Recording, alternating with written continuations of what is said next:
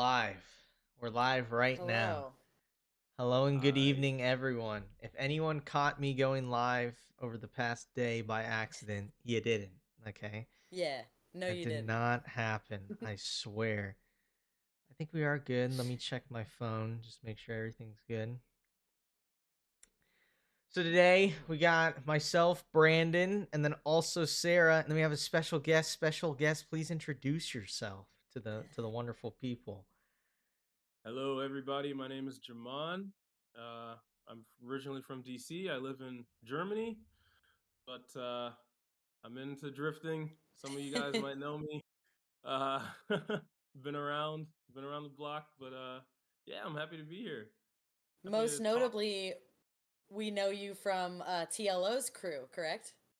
Correct. Yeah. So I crew Sick. on Tommy Lemaire's team. Yeah, I've been with him since 2021 is when I first by chance, I sort of just joined his team in Pro Spec, and yeah, I'm excited to start the pro season with him too. Yeah, I was gonna Heck ask her. You yeah. also you spot for him, correct? So you're gonna spot for him again this year. No, no, no. So I actually am just I work on the car, so I'm more of one of the mechanics. Gotcha. So yeah, yeah, his spotter's a really cool dude. I don't do any spotting for him, but yeah, I'm more of the like on That the ground guy. So that was probably my bad because I might have seen you in a spotter's tower like once, and I was like, oh yeah, Jamon spots for him probably, and just like rolled with it. So I'll take yeah, responsibility for stating that wrong. But yeah, working on the crew still of that's a great team to be involved with, and I've a sinking feeling he's gonna have an amazing season. So fasten your seatbelts. for sure. Yeah, no, I mean he's obviously a very competitive driver, and it's a very competitive team. And no, it's a really good opportunity to be on a team like that for a driver like that as well. So, but Yeah. yeah, I mean, I get to it's really awesome to just be that close to like an like obviously a pro level car. And so haven't seen his new car yet, like in person, but Yeah. Yeah, yeah, I mean, it's gonna be absolutely like I mean, I'm not sure if you guys have seen his post yet, but yeah. It Yeah. Oh looks yeah. Oh super yeah. car is sick. gonna be a problem. Yeah. It's good. We had It's him real on good. here a couple episodes ago, so Mhm. great to talk to him. It's always good to see his insights, and I think that brings us into like the first major change of our lineup because he's moving up to pro from pro spec this season. One of a few drivers to move up to pro. So I feel like do you want to just like jump in and start talking about drivers, Brandon? Yeah. So Sure. tonight we're Yeah, just yeah, go talking ahead. about drivers, what we think of them, who we hate, who we don't hate, that sort of thing. And yeah, gonna just be rolling through the list. So I guess we'll just go in No shot. alphabetical order. We'll go with Adam LZ, the big dog LZ. Uh So Big news, anybody he's not running know? TEs anymore, which is sad. I'm sad about Okay, that. No more all big right. baller TEs, which sucks. Didn't he have the most amount of teas on like the East Coast or something ridiculous? He had like a pile of them and put it on the internet and was like, "Check this out." Yeah. It was like he had like 30 or like 36 of them or something. It's insane I'm to have that Yeah. jealous. many. He had like it was like 40 grand in one picture of just Yeah. TEs. Just like what? He's got Spicy. easily like 40, 50 grand of wheel. Yeah. So it's Yeah, pretty cool. Pretty cool to think absolute about. flex. Yeah. Some people just have their 401k in wheels. I get it. Yeah.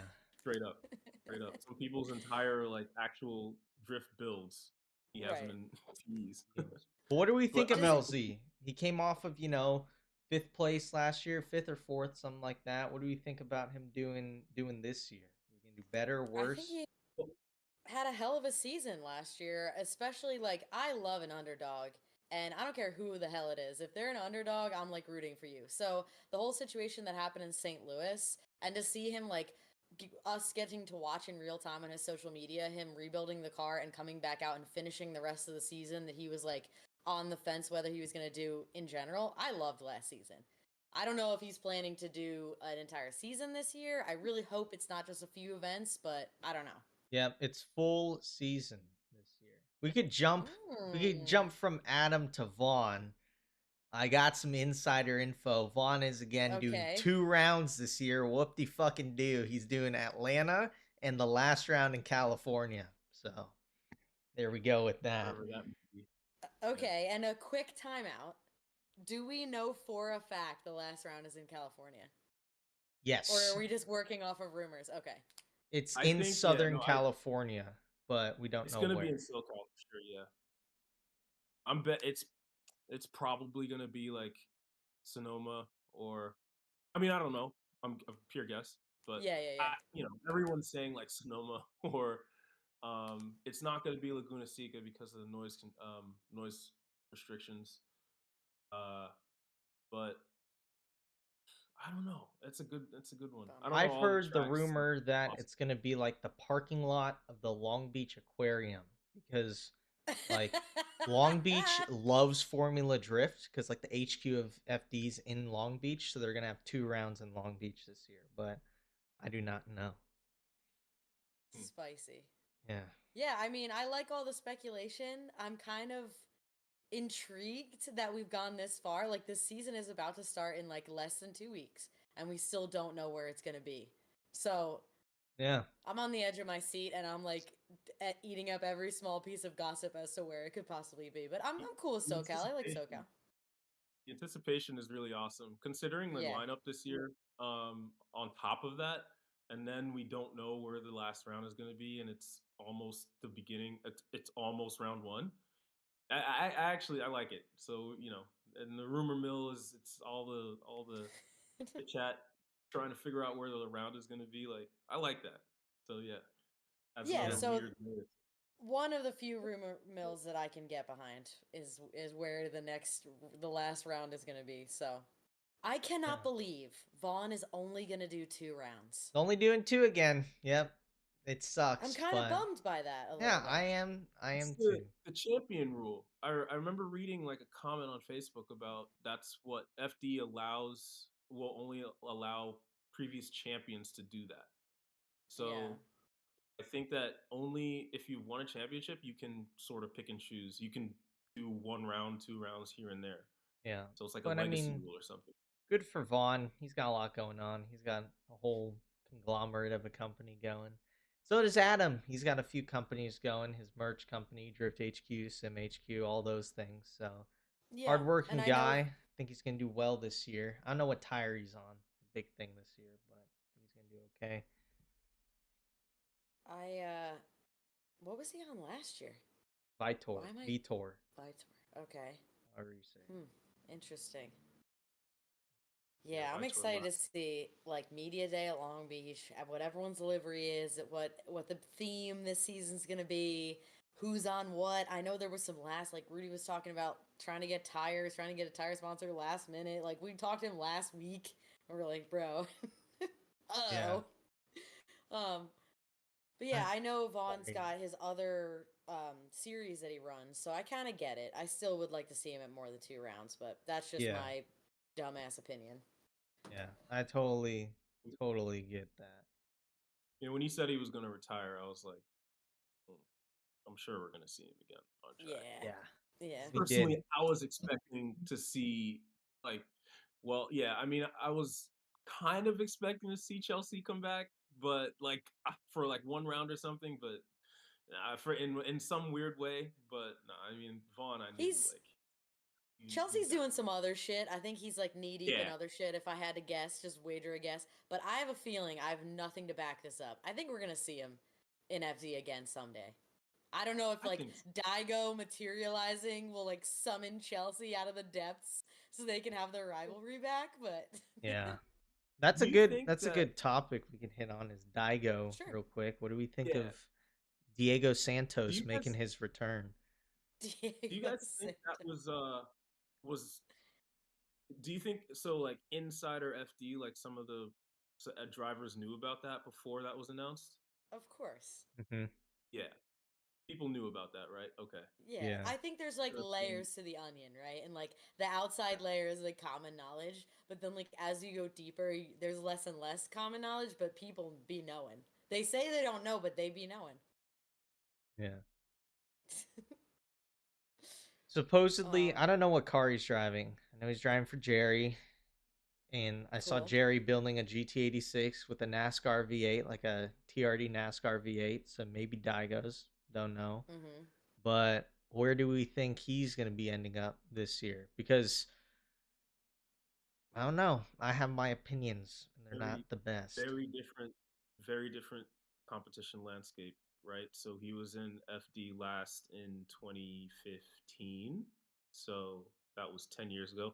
And I was actually at I was at Wall doing one of the promos for Mishi. Sarah, remember that? I do remember that. Uh We used to work at yeah, Mishimoto together back in the day. yeah, Mm. yeah. So And we were probably inside that penguin, sweating our asses off. The yeah, penguin. I was interviewing some of the drivers back then. So I interviewed Forsberg, Tuerck, Andy Gray when he was in at the Mm. time, and We're so old. someone else I know 10 years ago. But yeah, so I remember seeing Daigo, and it was just like starstruck when he was in his was he in the GTR GTR, or yeah. the I GTR, think right? that was Yeah. the last one. GTR with So yeah, 22s. yeah. So I think that he's absolutely going to be top 10. But I don't know. It's going to be interesting because you have Connor, you have Jack, you have Dean, you have. It's going to be insane to see how he stacks up against those guys. Yeah. I'm really Yeah. yeah. It's going to be a And he shakeup. hasn't I lost think a ton. I that, mean, he's still dangerous in D1. So yeah, true. He's still in practice. He can still rip. I think he's going to be surprised at the amount of competition. Like, the level of driving in the last 10 years has gone, like, through the roof. oh yeah, 1,000 horsepower is nothing now. In Yeah. 2015, it was kind of hard to do that, but 1,000 horsepower is like Yeah. He's the dude who Standard. broke FD. He came in with a 1200 horsepower JZ car and the ever SC. just Absolutely gapped just everyone, ran you through it. know? We won the championship in 2012, right? I 2012, think his that's when rookie year. he was a Yep. rookie. A rookie, Yeah, his and won rookie the year. championship. No one could catch him. Yeah. I don't know. I think now there's definitely a different landscape. I don't think Daigo, I'll be honest. I like Daigo. I like what he represents, but nowadays I don't think he'll be top 10. I don't even know if he'll be top 16 in the overall standings at the end of the year. There's a lot different of a landscape. He's driving a GT86. I don't know if he's ever competed in a GT86 before. I know he's built a few of them, but if I feel like he's only driven the Altezza and the A90 recently, from what I can remember. I haven't followed him too close, but He also has a Corvette, which is also yes, completely different, right? Like, yeah, that's not even comparable to the GT86 chassis. Like, not And yeah. he even. It's has more yeah, comparable to like the A90 with like the size of the nose of everything. But Hmm. I don't know. It'll be interesting to see what he does. yeah, for sure. I'm excited for that. That's gonna be. Yeah, if he's running the NASCAR engine too, like, oof, Yeah. that's gonna be. Do we Yeah. think that Daigo is like slotting into Kazuya Taguchi because Kazuya's out as far as we know this season, right? He's Yes, Yeah. not one of the drivers he's that's done. completely out. Yep. Hmm. Yeah, he's out. Yeah, I don't know. Interesting. He may drive that VR car, but I think like as a program, it's going to be two Njuku cars, is what it looks like, because they Hmm. both made that little video of them driving for Njuku Racing. It's the first time I heard Daigo speak English too. It's kind of crazy, but That was weird. yeah, Yeah, I've never heard the man speak. That was weird. And it was probably scripted. Like he probably still doesn't really actually speak English, but it was still weird to hear that. yeah, So But yeah, should he's we? probably gonna take that mentor role that Taguchi had, and he's, you know, I think a much more seasoned driver. So yeah. I feel great like he's relationship already before. definitely a mentor to Hiroya. If you keep up with Hiroya Yeah, on Hmm. Instagram, you could see him always, uh, driving at Fat Five Land, driving those little Miatas around, which is sick. But yeah, it's gonna be exciting to see and what Daigo can do. his Shinji Manoa's dad. I mean, they both competed in D1 for a very, very long time together. So it's Yeah, like they've Daigo's known him, like Daigo's been in that family before Hiro was born. Uncle So Daigo. it's uncle. yeah, It's Unk basically. I mean, status. they were. Yeah. So that's why like that's such an awesome pairing because like that's gonna be dangerous. I think Hero's gonna be really dangerous this year also Yeah, for that. Yeah. for sure. All Let's right, get so on back to this list though. Let's get back to it. Andy Hateley up next, our cone boy. I mean, I think it's going to be business as usual. I think he's due for a good season, in my Yeah. opinion. I know he's on Kumos again, and I know they got them fat 295s we saw it on Tommy's car, and that's pretty good tires, what it looks like. So we'll see what happens with Andy. I know he'll be selling more cones. So Dude, winner in the and when we merch talked to him, sales. on the podcast, like that was doing really well for him. And I love that as a concept. Like some really unique piece of merch is helping to partially fund your season. I love that. Like that was one of my favorite takeaways from that episode. You guys can go His back and watch marketing it if game you're is bored. his marketing game is so on point. I love Yeah. what he did with Drift Wizard and the cone, and because like it's even so cool to see that like that's the piece of merch that stands out the most when the cameras pan into the crowd and you see the cones. I'm like, oh man, that is so Yeah. good. I really like how he did that, and obviously really good driver too. I mean, he definitely belongs in pro. But yeah, I Yeah. like Hateley for sure. Yeah, And 100%. I then hope the we best for him. He's a nice guy and same. all around great human and driver. Next up, we got Odie. Oh yeah. Big swinger this year, I feel. He's going to do a lot. He's only on one car team. He's back in a 14, so he's taking Simon's car and making it his because it's a newer chassis that S15's been through a lot. I think he's definitely going to be a championship contender this year, 100%, as he normally Totally. is. But Yeah. he's on a mission now, you know. I think He's they got learned he's a got lot with their engines, the situation with the engines. And again, he talked about it a lot on his episode, just like working through different parts that were recommended from a great engine builder, but they specialize in a different kind of motorsport. So something that does really, really well in drag racing wasn't really translating over to drifting. And like, I love the fact that we're doing R&D with brands for this sport. Love that. And I think they just learned so much about how to prepare the motor to like make that crazy power and be a competitive engine and platform without imploding more than one time, in the season. So I think now that he can focus on one car, like you were saying, Brandon, I think he's going to be a heavy hitter for sure. he's got a I think he's gonna have a chip on his shoulder this season because he You was think so so? close last year. Yeah, I mean now he has his entire team. Like you said, his entire team is going to be focused on his car now. When's the Yeah. last time that's happened? It's been a while since he's had the entire team like to himself, Yeah. focused on his car.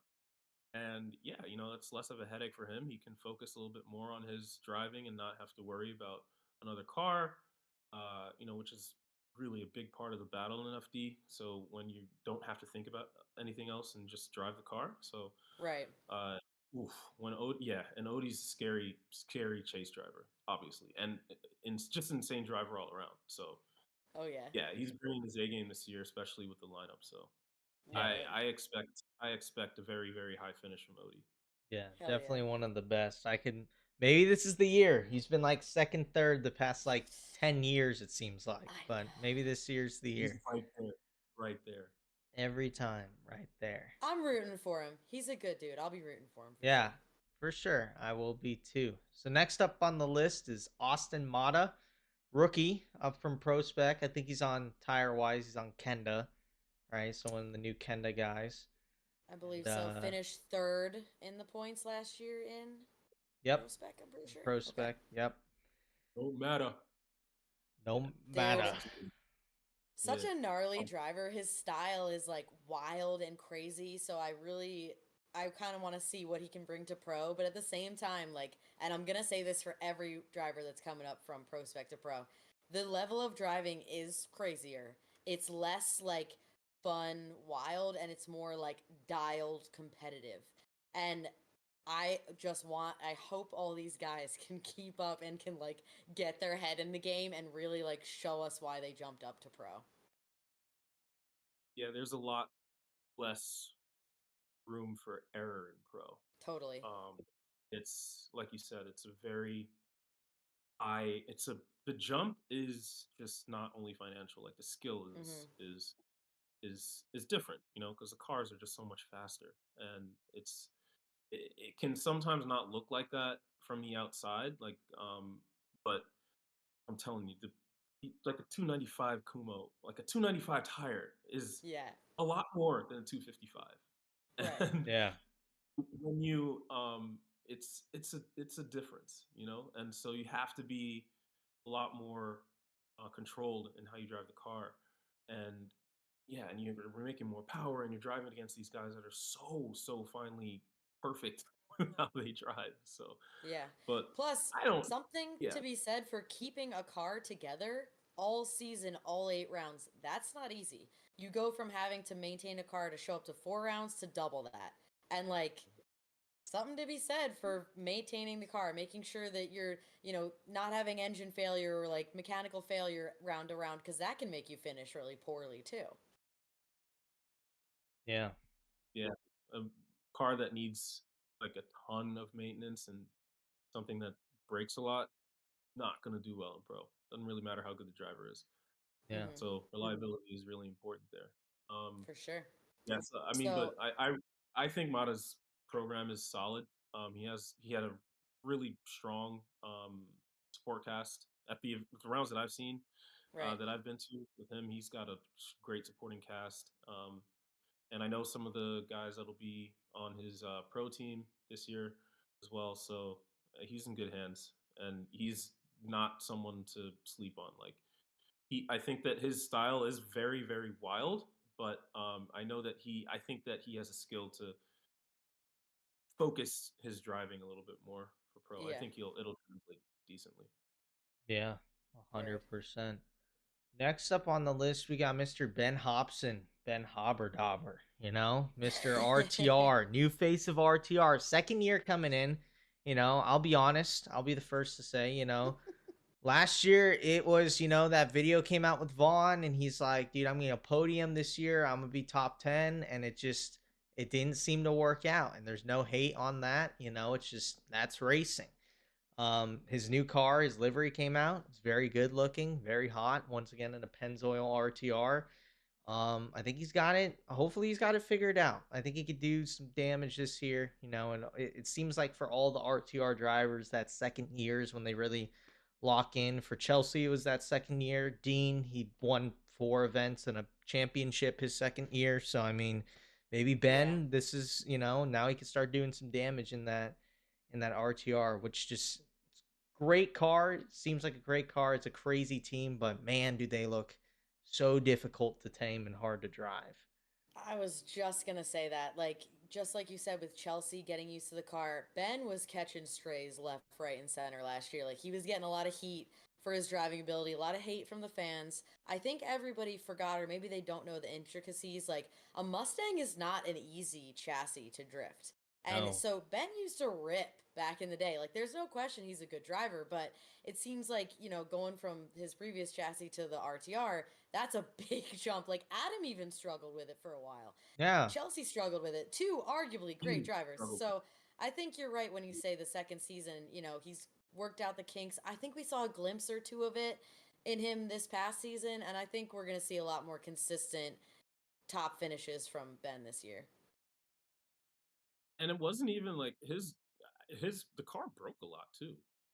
So he had a lot of there were some I think that car had some I mean, yeah, I feel like that car had reliability issues because I feel like a lot of stuff was breaking on that Yeah. car as well.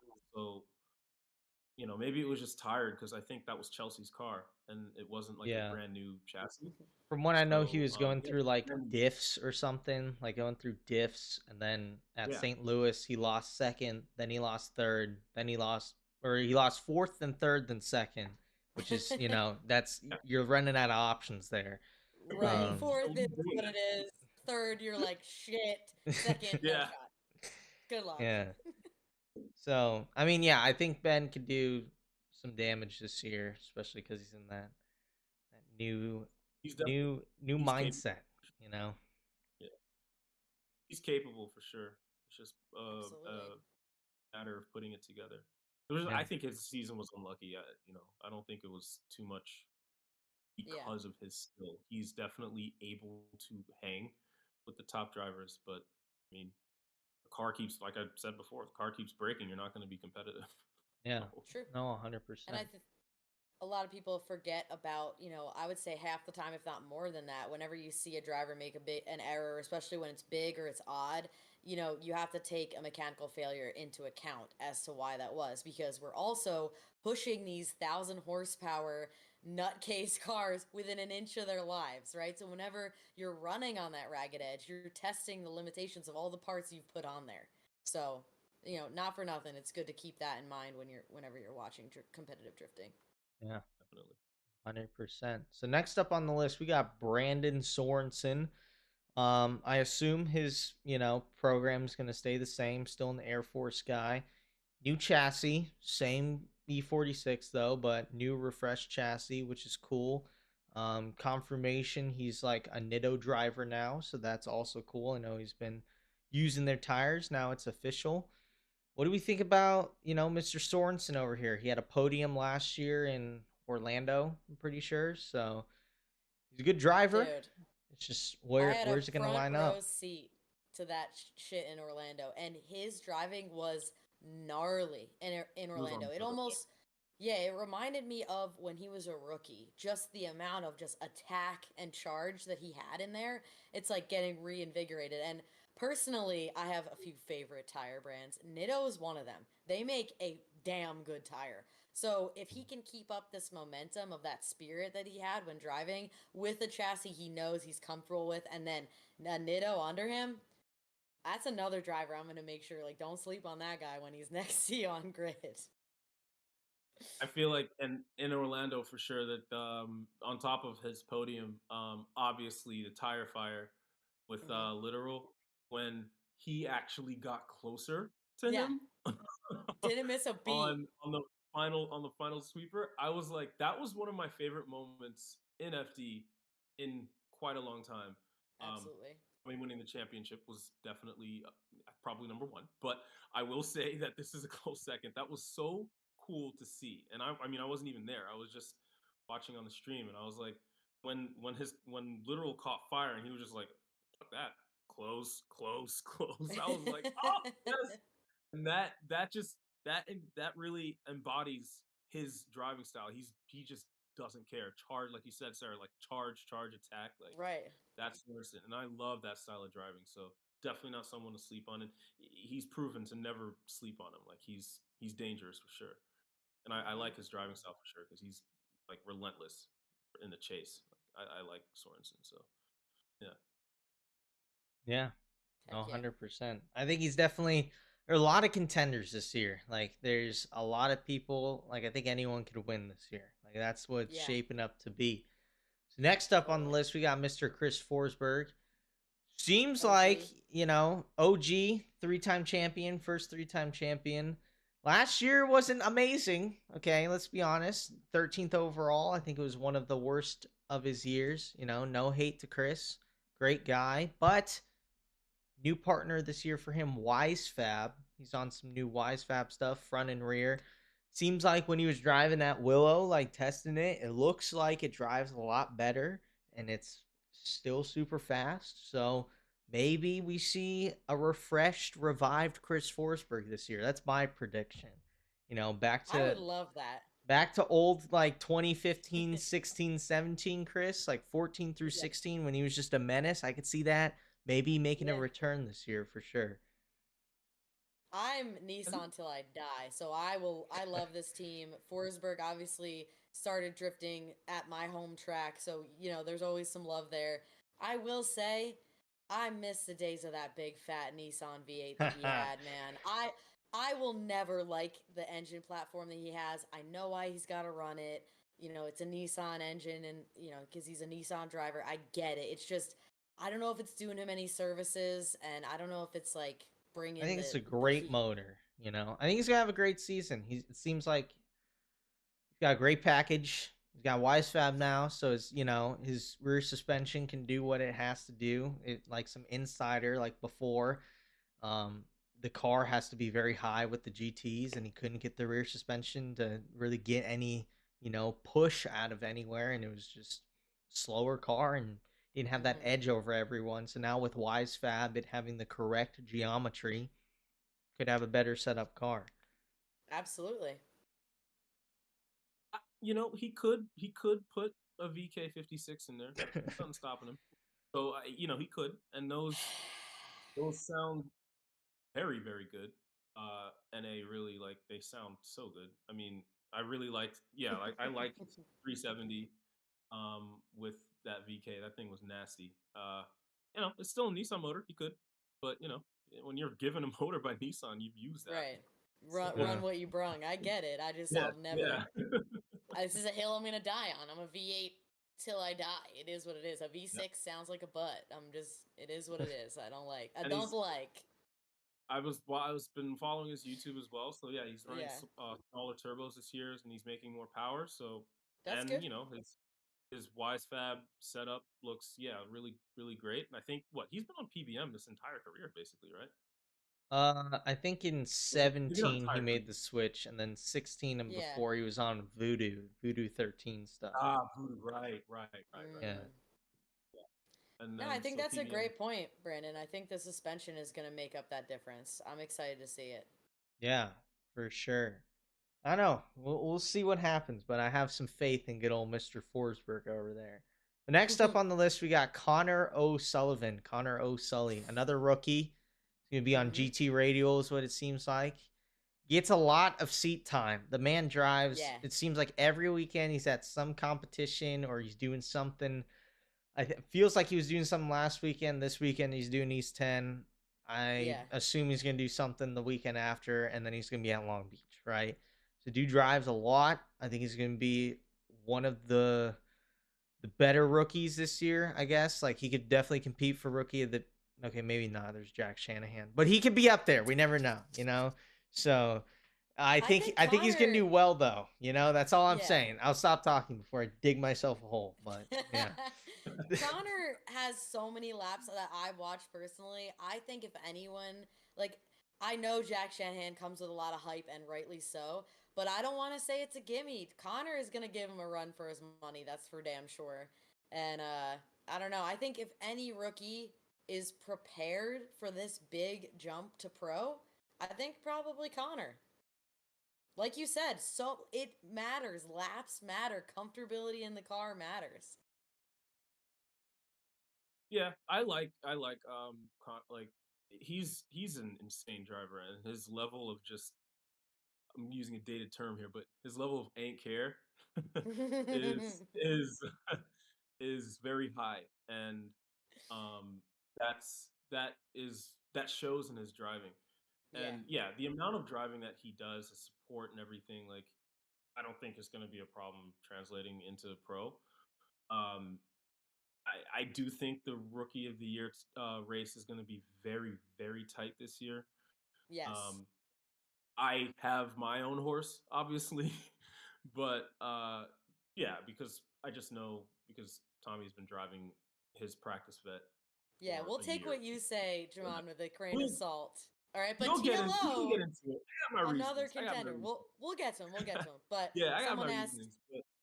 But someone asked in the chat if O'Sully was running his pro spec car. No, he's doing he's been building a brand new car all winter. Same chassis, just a fresh rebuild. So yeah, and a bigger engine and more nitrous. So yeah, baby. Sounds good. Yeah. Bigger tire. Yeah. So yeah. So he's in the running for Rookie of the Year 100%. I'm gonna have my eye on him. It's excited to see him in that E46. Speaking of, no, he's not driving an E chassis. Anyway, next guy, Connor Shanahan. I thought he was driving an E36. He's not. I know. If you didn't know that, he's making his debut in a GT86 in America. He's driven one a long time over in Europe, won championship there. Now he has his own program here. I think him, Odie, and a couple other guys here definitely are going to be big contenders to win the championship this year. And Connor is looking, that WiseFab event, he was looking good. Car's looking good. So last year in a car he wasn't familiar with the steering wheel on the wrong side, with, an engine he's never used. Even with an S54 in Irwindale that was a borrowed car, not the other 7 rounds he drove or 6 rounds he drove. He still got Right. on the podium. So the dude's a menace, and it's Absolutely. going to be interesting to see how he does in a chassis he's a lot more familiar with. All I Agreed. can say is, yikes! Connor at home in a car that he's familiar with. Yikes! That is going to be a scary thing to watch. So I'm excited. He's going to be difficult to take down. I think like he was consistent, like you said, in the car he's never driven before, on tracks he's never driven before. I don't think he's ever really driven ovals before, and he was yeah, it's gonna be great to see that. Like, because he also said he was never really comfortable in the E36. So when he's in a car that he's comfortable in, oof, mm, mm-mm. I'm excited to see the build when it's done. I'm excited to see what it looks like, and yeah, I think that's going to be a top contender too. It's hard. There's nobody on here that I'm like, maybe you should have stayed in the lower levels. It's just a lot of good drivers this year. Yeah. It's going to be very pretty in that, Red Bull livery for sure. Oof. It's going to be I do good. love that Red Bull is like, I don't want to say coming back to FD because they're kind of not. They're just with that particular driver. I think But they're getting back into motorsports 100%. Like, especially in America, they got, yeah, they got 2 Red Bull sponsored NASCAR drivers now, and Connor yep. Zilich and Shane Van Gisbergen. So I mean, FD could see some more Red Bull cars. I think it's gonna be like 1 or 2, but more than Hey, I usual. love it. You think Drive to Survive had anything to do with that? Red Bull's resurgence into motorsport in the U.S. I mean, Maybe, Drive to Survive made Red Bull look like the coolest team on the grid. So, in maybe my opinion, the first season. But that is a good point. Maybe. Maybe that is. Maybe F1 had something to do because it does kind of trickle down. So Oh yeah, and in fact, the Red Bull um their launch thing, that F1 had that launch live stream that they had, and every team had their own little creative thing, and there were some drift cars in the yeah, Red Bull launch. yeah, I And remember seeing one of that. the drivers that I follow, he had his SR A86, and there was a R33 there, an S15, and they were doing their thing behind the Oracle Red Bull truck. I was like, okay, Yeah, all right, I like that. yeah. Yeah, I love did it. see that. That is cool. So maybe we see more than just one Red Bull. Maybe Jack also drives a Red Bull car, but that's for That'd be sick. later. Next Yeah. up on the list, we already went over Daigo. Next Yep. up, we got Radical Daniel Burkett. Radical Daniel. My opinion, Man, I think he may, I think he's going to hop on the podium this year at least once. He's made that change with his rear suspension, going to wise fab rear end. His car doesn't tow out under compression anymore. So he gets some grip. It's going to drive with him. He's a great driver already. And with a car that he was somewhat struggling with the past few years, now he's got something that's a lot more controllable. I think we could see some good things from Dan this year for sure. I totally agree. I think I categorize him sort of with Odie, with like, that's been an absolute gunner for how many years. And it's like the podium is within tasting distance. That, and I think the bad luck in Irwindale like really put some fire into Dan, where he's going to be like attacking this season, which he always does. He's always a great driver. And I always give him props for drifting like a little bit different of a chassis too. Like, there's easier chassis to drive. Not saying that one's hard, yeah. but I think he's gonna do And well. I think you're same, right. yeah. And he has what it takes to podium. I have no doubt in that. It's just once the stars kind of need to align, but like, yeah, he's this year for sure. Like you said, Brandon, like his rear end was never ideal. So now that he is getting that sorted, it's gonna be good to see him like comfortably competitive in that car, because we've seen moments of brilliance, right? I mean, he's made it to top 4 a handful of times. So Yeah. Mm-hmm. it's not out of the realm of possibility for him to podium, get second or even first at one of these rounds. So Yeah. Yeah. we'll see. I'd love to see that. I really like Rat Dan. So, Yeah. Same. and his products supply basically half the field, anyone running JZ. So Yeah. Make Yeah. some good Literally. stuff for yeah, sure. And 1981G in chat, 1981G machine in chat said that Freddie from Spec Tune is also on board with tuning his car. So he's gonna make some more power, which is also Heck yeah. fantastic. He's all over the place, man. Wasn't he tuning Odie's car at some point too? Mm-hmm. Yeah, he was crew chief I, for him last year. Ah, okay. Yeah, I think smart he guy. tunes up and down the paddock. Hell yeah. For sure. So next up on the list, we got Daniel Stuckey. Dan Stuckey. I mean, he's got pretty cool, one of the cleanest S15s on the grid. He's going to Kenda this year since Vitor's out. I don't know. I know what we'll see from Dan, to be honest. Yeah, I think Dan's got like a pretty chill approach to marketing himself and his team. He's got kind of got like a sustainable business model where like he's not grabbing for everything, but he's got himself like a pretty stable position. And I think he's got a pretty interesting strategy of like not overbuilding the car and going with a smaller tire. And I really want that's different. So I really want to see how this strategy is going to play off against this entire like stacked field of drivers. Yeah, I like Stuckey. I think he is a fantastic guy. I like I like being around him as well. Um, his program, like you said, is very stable. He is able to make all 8 rounds, and Mhm. his car doesn't really have that many issues. And if you've seen it up close, it is one of probably like the cleanest build in the field. I mean, that thing, attention to detail in that car is insane. Um, but yeah, I mean, when he was on the Vitor, I mean, he was also one of the faster cars with the smallest tire in pro, which was Right. like didn't make sense to anyone at the time because no one understood how he was that fast. Because he's also light, and yeah, he was on a 255 Vitor. I still don't get like how he did that, but yeah, I hope he's able to put something really good together this season. Yeah, he seems to be hungry as well still. So Mhm. we'll see what happens. But he looks like he had a lot of driving in the off season. Yeah. So I hope that he's able to continue pushing and get higher up in the field for sure. Yeah, Absolutely. 100%. I hope so as well. Next up on the list, we got Derek Madison. Great guy, great hair. Last year, a lot of car problems, though. I'll be honest Yeah. here. A lot of supercharger issues, a lot of just engine issues, reliability issues, and it definitely hurt him in the standings and how well he could have done as a driver. I know he's a great driver, but it definitely didn't show this year. So I really do hope this year he gets his program and all of his stuff sorted out so he could really show everyone what he's about. Because I do think he has a ton of potential. And yeah, hopefully he does Yeah. some good driving this year, more driving.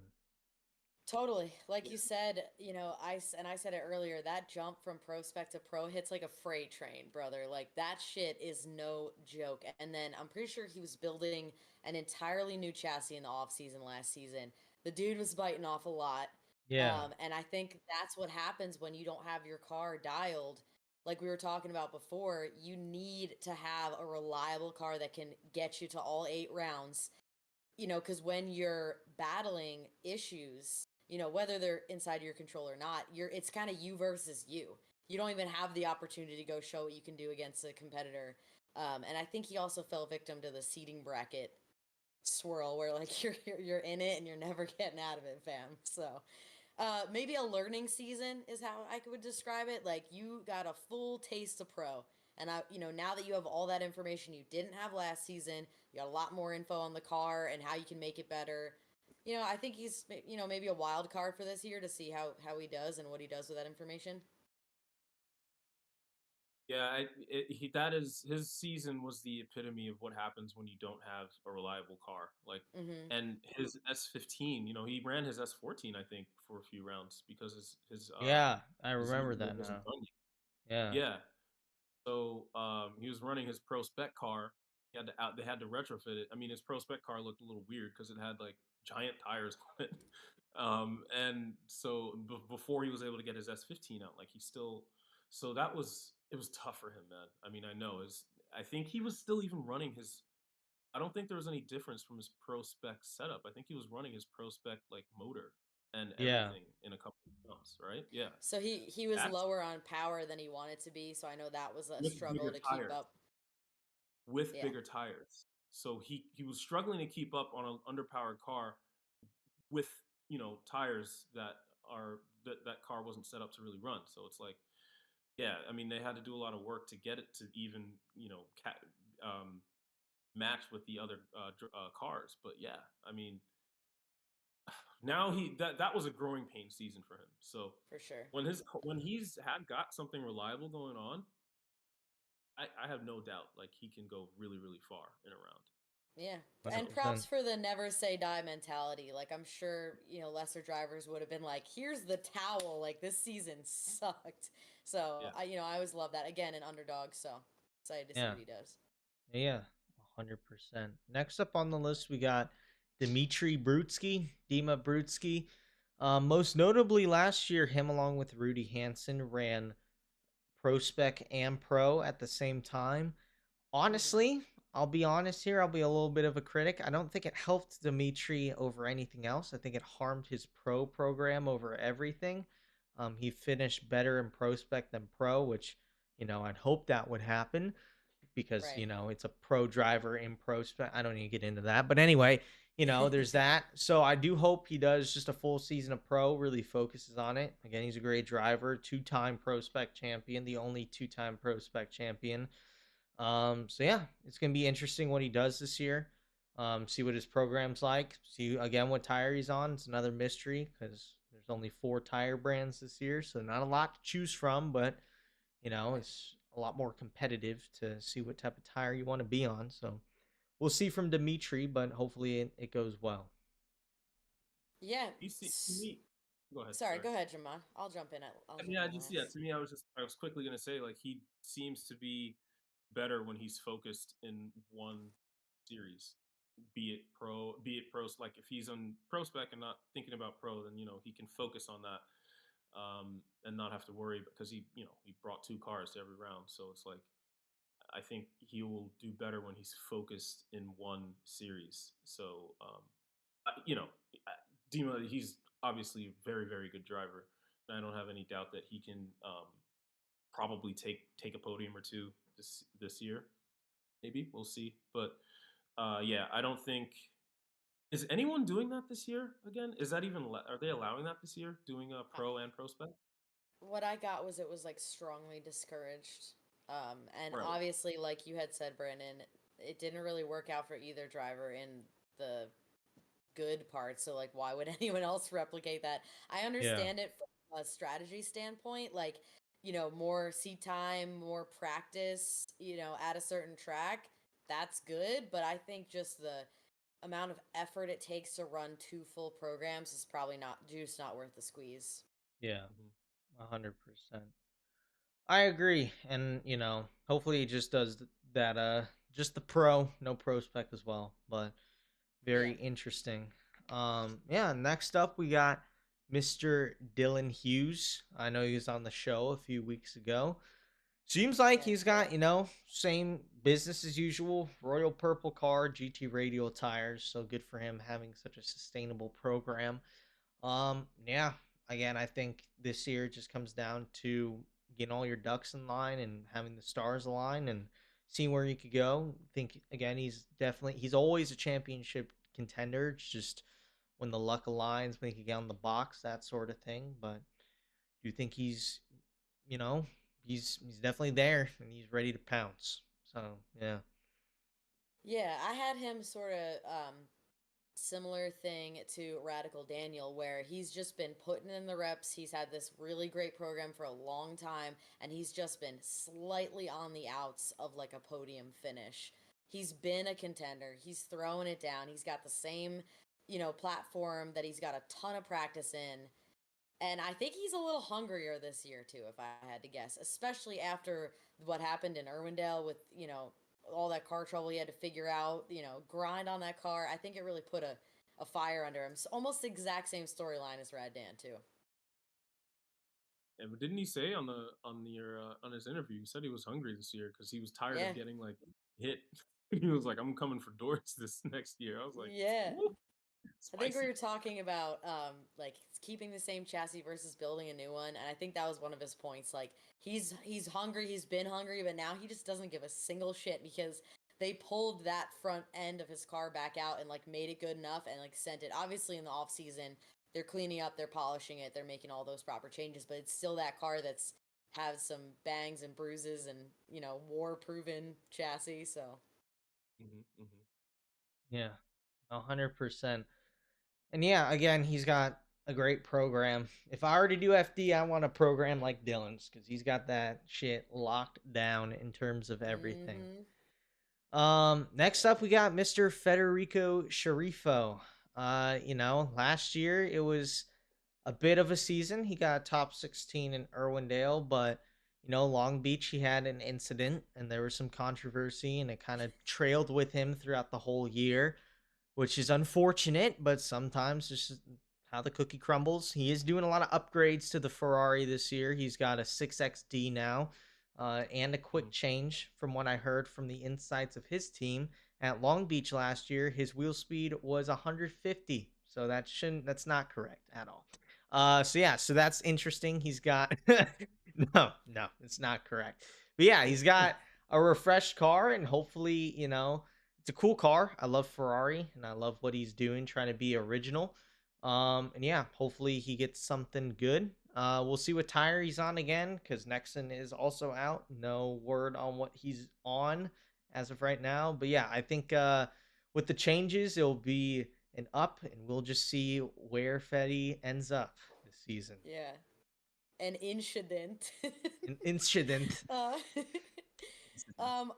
He is one of my favorite drivers, just him as a person, and I love that he's being unique. I am not sure that that is a contender chassis platform. I just don't think it is, and I hope to God he proves me wrong. Like this is a situation, right? I love to say this. If I'm wrong, I will eat my shoe. I will so gladly eat my shoe if I'm wrong. I just don't think I am. I would never like champion for people to get rid of unique chassis, but I don't think he's going to be competitive until he does, unfortunately. I hate to say it. I'm all for uniqueness, and I think it takes really, really big balls to do what he's doing and continue in the Ferrari. But it's not proven to be competitive at all. So it's Right. like Yeah. he's still championing it, which it takes a lot of courage, whatever you want to call it, to continue down that path. And I have a lot of respect for him for doing that. Yeah. He's trying, he's tried so many things. He tried it with and without nitrous, and now he's got the trans and the diff, and he's trying so many things to try to make it work. But it's not replicable because no one's gonna drift a Ferrari except him. No one's gonna do that. Yeah. But it's part of his brand, and I get it. I mean, it's definitely a crowd pleaser, and he always has a ton of people by his booth because it's a Ferrari. Right. Yeah. So Yeah. yeah, that works for him. That's good. But I mean, um, will we see him on the podium in that car? I doubt it. I would Personally, love it. I just don't think it's going to yeah, happen. I'd My love to see brain, that. It's not I Yeah, see it happening. as like they're all running a marathon. Everyone's in sneakers. Our boy Freddy's in flip flops, just wop wop wop wop wop wop in the back yeah, of the field, like Yeah. trying his best I mean, it's right. to get the cool. It's Yeah, wins in definitely great sneakers. for marketing, but if you're showing up to win, you're kind of shooting yourself in the foot and the dick at the same time. So it's just like, what are we doing? I don't know. It's like, I don't know. I don't know. I think the changes will be better. All right. On that note, next guy, we got Frederick Aasbo. Same Papadakis Supra, but this year they made the big switch over to the Kenda tires. They're on Kenda now. They've been on Nitto since 2020, I think. I think pandemic when Tuerck joined the team, they went to Nitto. But yeah, now they're on Kenda, so that's gonna be interesting. That means the car can be a little lighter. They can go 10 mil down, so a weight class down.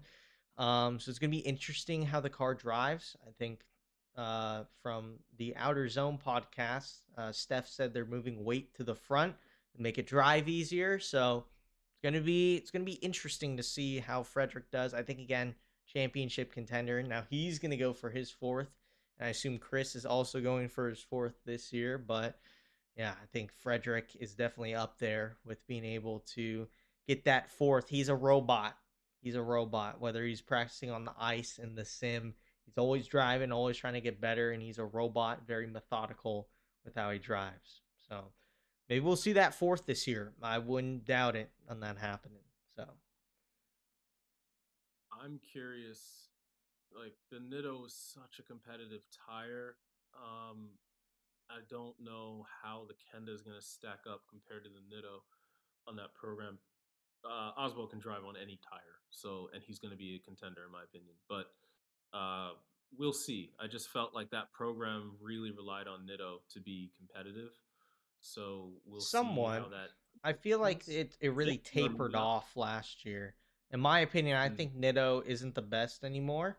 Just because I don't hate Nitto. I don't hate the people. If Yogi, if you're watching, sorry I'm about to say this. But it seems like when it comes to Nitto and their innovation of tire, it's just they're on the N555. I don't know how many fives I just said. But the N55 G2s, right? So it's like they're on that. It seems like they're just sticking to it. Kenda, they're always evolving. Hearing from Nick Noack being on the show, he said that every year they're making a change to the tire to what the drivers say. So they're always evolving and changing the compound of the tire for it to be better, whether they want a harder or a softer sidewall, whether they want more, et cetera, et cetera. They're always changing. So Steph likes to innovate, Frederick likes to innovate, Ryan likes to innovate. So could be a good match. That's what I have to think about that. So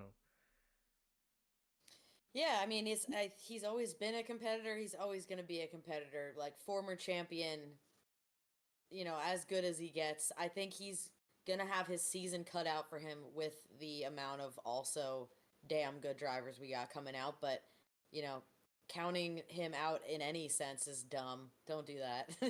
yeah, Like if you have him in a battle, you're gonna have the battle of your life regardless. And I think some subtle changes could definitely help him as far as like getting back into his ultra competitiveness he was in. But either way. Yeah, he's one of those drivers where you have to put your car on kill mode. Like you Yeah. can't slap. You have to. So, um, but yeah, I mean, again, like he's very like you said, he's very methodical in his driving, and yeah, but he's also like really really really nice guy. So, yeah, on super top of great it, guy. I really he's super super easy to talk to, and will talk to you as well. Like he's super chill. And but yeah, I'm interested to see how that program Yeah. runs on the campus. So we'll And see. not to say that he's not a stylish driver because I think he totally is, but like Brandon was saying, the dude's an absolute machine, like robot. So I'm wondering if anyone is able to take him out, if they do so with style. If they do so with just sheer balls and style and like that extra little pizzazz that they were calling, what do they used to award points for? The Like X Factor. X Factor that you That can't shit was describe. That so little dumb. je Really ne sais dumb. quoi. Really Well, dumb. I mean, I think the judges really take it into account. Like, if you have two drivers that are just absolutely on rails, robotic, like, done, hitting every zone and doing a good job, I feel like the tiebreaker is the little sprinkle of style. That's just my opinion. Yeah, but it's too like it's not subjective enough. It's too opinionated. Like you can't quantify that. And Yeah, that's why the they X tried. factors all over the place. They tried to, but one judge would be like, "Yo, that was sick." The other judge would be like, "I didn't see anything special." And so one guy would get 6 extra points, and the other judge awards 0. What? Yeah, Yeah. So yeah, I mean, it was a messy. It was messy. very, very But messy. I get it. I get it. There's also that X factor, but it's like trying to quantify it is tough, and so you mix that into your judging and leave it at that. I think that's the best way to do it. Like the Yeah. X factor thing, because then it seemed to skew in a certain way in certain drivers, so it was getting messy in my opinion. But yeah, Yeah. I mean, I think that because I think I forget what I was watching. I think Osbo said he wanted to focus more on being more stylish because he's known to be so robotic and so calculated and precise. Now he wants to kind of try a little bit more of a wilder style. So Well, it worked Should for see him. some. For how many years was he just knocking Yeah, out like wins and podiums and championships? Like, do what works. I get it. I'm just, you that's know, true. we'll see. I'm That's I'm true. interested to see what he does, like his strategy, and I'm interested to see people if they're able to beat him, how they do it. I'm front row seat with my popcorn. That's a good point. Yeah, 100%. Speaking of someone who might be getting us, I don't know where it's going with that. I was gonna try and tie in the popcorn thing. It didn't work. Hiroya Manoa is next on the list. The young gun. He got fourth overall last year, rookie of the year, which was insane. A little bit of controversy around how he drives. He likes to, dip into the left foot brake a little bit. So does Dimitri though. Can't forget that one. Anyway, but Wait. yeah, Hiroya. No. Oh Hey. yeah, I gotta mention that one. Yeah, but Hiroya, I think he's a championship contender this year. He's used to that GT86. He's still here. He's ready to do well. Dude's always on the sim, always driving, is what it seems like when I look on Discord. He's always in the freaking sim. And he's ready. He's ready to do what he's got to do before what it seems like he goes off to WRC because he's training with WRC drivers. So that may be the next step. And I want him to be there here in FD as long as possible. So Yeah. definitely think he's a championship Yeah. contender. But yeah, just wanted to make the left foot brake comment because they did put into the FD judging criteria this year that left foot braking to the point that you are significantly slower than other runs will be a detriment to you. So they're now saying that that is a thing and that they will be judging that. So it's very interesting for some of the people who may be using left foot brake too much. I never thought Hiroya did. I thought it was always a good style of driving, just the way you drive. But maybe it harms him this year. Who knows? So that's what I Right. think. I But I mean, still think he's a it's a tool. championship contender for sure. Completely agree. Left foot brake's definitely a tool in the old tool belt. I understand, doing it to the point where you're relying on it and you're impeding the driver that's behind you. I get where they're coming from. Um, you know, I love it. It settles the hell out of a car, dude. So I get why they do it. Um, I think they just needed to make sure that they're like judging him fairly just because he came in here and just set the world on fire with his driving. And there's no question that this dude has a long, illustrious career ahead of him with, the age that he is now and how talented he is. So I'm curious to see what he does. I like his style for sure, and it shook things up because he challenged the idea that the car has to be gripped up to a point where you can barely drive the thing, and he doesn't drive with a ton of grip. So I like that he kind of came in with that mentality. So yeah, he was slower, but he could hit. He was deep in zones, and he can run a really good lead. Now, one thing that I do hope I like that FD is sort of targeting left foot braking a little bit more because I think it was done a little bit too much in my opinion. But I do think that I forget what podcast I was listening to, but there was someone that said I think that there should be a point deduction for heavy left foot braking in the lead. I don't know if FD already does that, but I like that idea. But that's a tangent that I just went on, anyways. But Hiroya, yeah, for sure. I think that he is a champion. He's already a championship contender, in my opinion, and he just got into the league. But it's like, yeah, I mean, I'm excited to see what he does this season. I also would like to let you guys know that he just graduated middle school last week. Yeah, I know. I saw that. Know. I'm like, this is great. What the hell? What the hell? How does what? You put that into perspective. You realize what I was doing in middle school? What? Yeah, dude. I'm Yeah. pretty sure I was playing Polly Pockets and chilling, dude. And then this guy's like giving professional Formula Drift drivers an absolute run for their Yeah, money. he's traveling the world and driving. So Yeah. good for Well, him.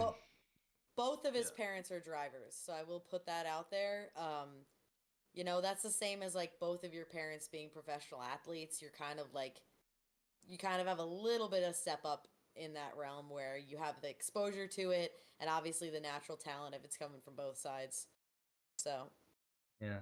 That's true. And also like, in Formula 1 at that age, you're already in like junior F1 teams, like You're in like Yeah. Red Bull junior programs at 15, 16 years old. So already on track to go to F1. So yeah, at that, like when you're at that high a level and your family has been in it for so long and you have the support, it's not too out of the realm of possibility. But I mean, in drifting, it just isn't that common to be that young and that good at this level. So, Yeah. yeah, but it's just really cool to see. So, yeah, you got Cam Sorenson coming in. I don't know how old he is, but you have him Yeah, coming in. he's To like pro he's spec. like 14 or something, 13, 14. I don't know. Young kid. I have my opinions on him, so we're not getting into that tonight. Anyway, next guy, we got Jack Shanahan, another Irish guy. What's in the water over there? I don't know. I think he's getting Rookie of the Year, and I think if he could figure that one series out, because it seemed like in the Drift Games video I watched, he was pissed at that car because it had too big of a turbo. If he could get that turbo size a little smaller, get that boost in line, I think he could be a championship contender. He has a track record of going into different countries, driving a car he's never driven before, and winning the championship. He did it in RDS. He drove a JZA80 or an A80 Supra, a Mark IV Supra, and he won the championship the first time doing it. So maybe he does the same here in the 1 Series. So who knows? I think I his Yeah. reputation is preceding him, and I always want to be super careful. So I'm expecting some damn good driving, but I still think the jury's out. Maybe we should start a pool on Rookie of the Year, because I'm not gonna pick a choice yet, especially when I haven't seen everybody. Because you can be damn good at drifting, and you can get into FD, and you can get your ass handed to you. Yeah. You can be damn good at drifting. You could go from pro spec to pro and get your ass handed to you. So I don't know. I gotta see more of him driving, and I gotta see him driving on these tracks, because I think American tracks are unique. I'm not saying better. I'm gonna reserve my opinions on that, but they're unique to everywhere else in the world, and I think this competition's unique. So I want to see. I need to see. Yeah, the driving style that Jack and Connor have are suited more to well what they're used to. I mean, not Connor now, Right. but at least Jack, he's more used to the European style tracks where it's not 3 turns. Majority Yeah. of FD tracks are no more than like 3 turns. Yeah. And in Drift Masters, there you can't have a track with less than like 2 transitions. So you have to have more than like 4 turns in Drift Masters, for example. So we'll see how that translates. Yeah, I think that especially this year, it's too much to ask to come in and absolutely dominate in a brand new program. I think it's going to be tough to do that for Jack, but we'll see. I mean, yeah, his reputation is driving everything precedes him. He's dangerous enough to podium in multiple events this year for sure. Um, I know his. I mean, yeah, I know his goal is to like he wants to win both series. He wants to win in Drift Masters and FD, and I think that's possible in the future. This year, I don't see it happening. But you never know. You never know. Yeah. He's again title contender for Rookie of the Year for sure. Yeah. But um, I'm not sure if he'll be in top. I don't know. It's too early to tell, Yeah, man. and It's too watching early. Jack drive, he's also a very, I wouldn't say he's kind of an emotional driver. Like watching him in Drift Masters when he qualifies, if he throws it away the first run, like if he zeros, he drives so fucking pissed in the second run, it's not even Angry. funny, Yeah, you know? Same yeah. with the battles. He's a very emotional driver. So maybe that gets the best of him, but again, we'll see. So maybe I'm excited he's to tamed see. it down a little bit. Next Mhm. up we got James Dean, reigning champion. Good old Jimmy Dean. I think, if I had to put my money on it, he's getting that fifth this year. If I had $20 to put down, I think he's getting that number 5, that numero cinco. I mean, he's on a tear. Now he's got 2 of the same car. He's got an RTR here and in Europe. So now it's twice the amount of driving. And he has a practice car in Ireland, so he could drive with that too. He's a Mustang guy to the root now. Give him a Budweiser, but I think I don't know. We'll see what happens. I think he might be on for a fifth, but seeing the other side of the RTR camp last year, they had some issues, and so did James. So maybe again that gets the best of them. But I feel like they do have one of the best teams in the paddock. So yeah, we shall see.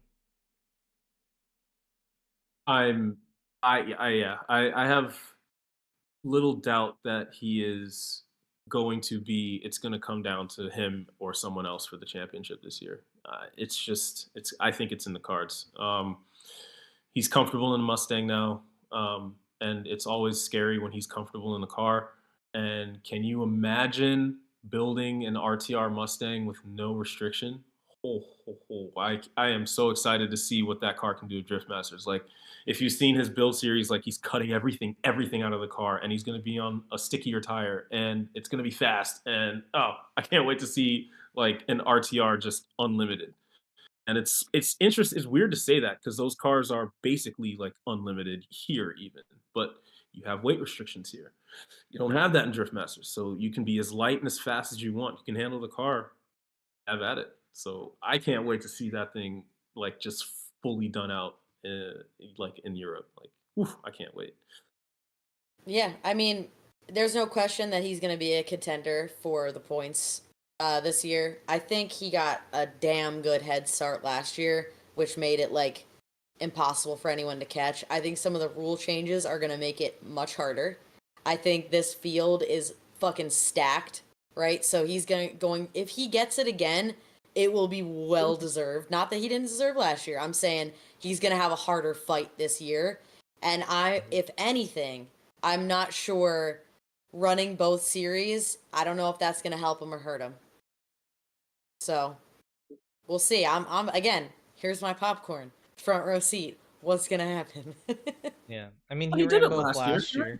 Yeah. He did. Yeah. He did. Yeah. Yeah.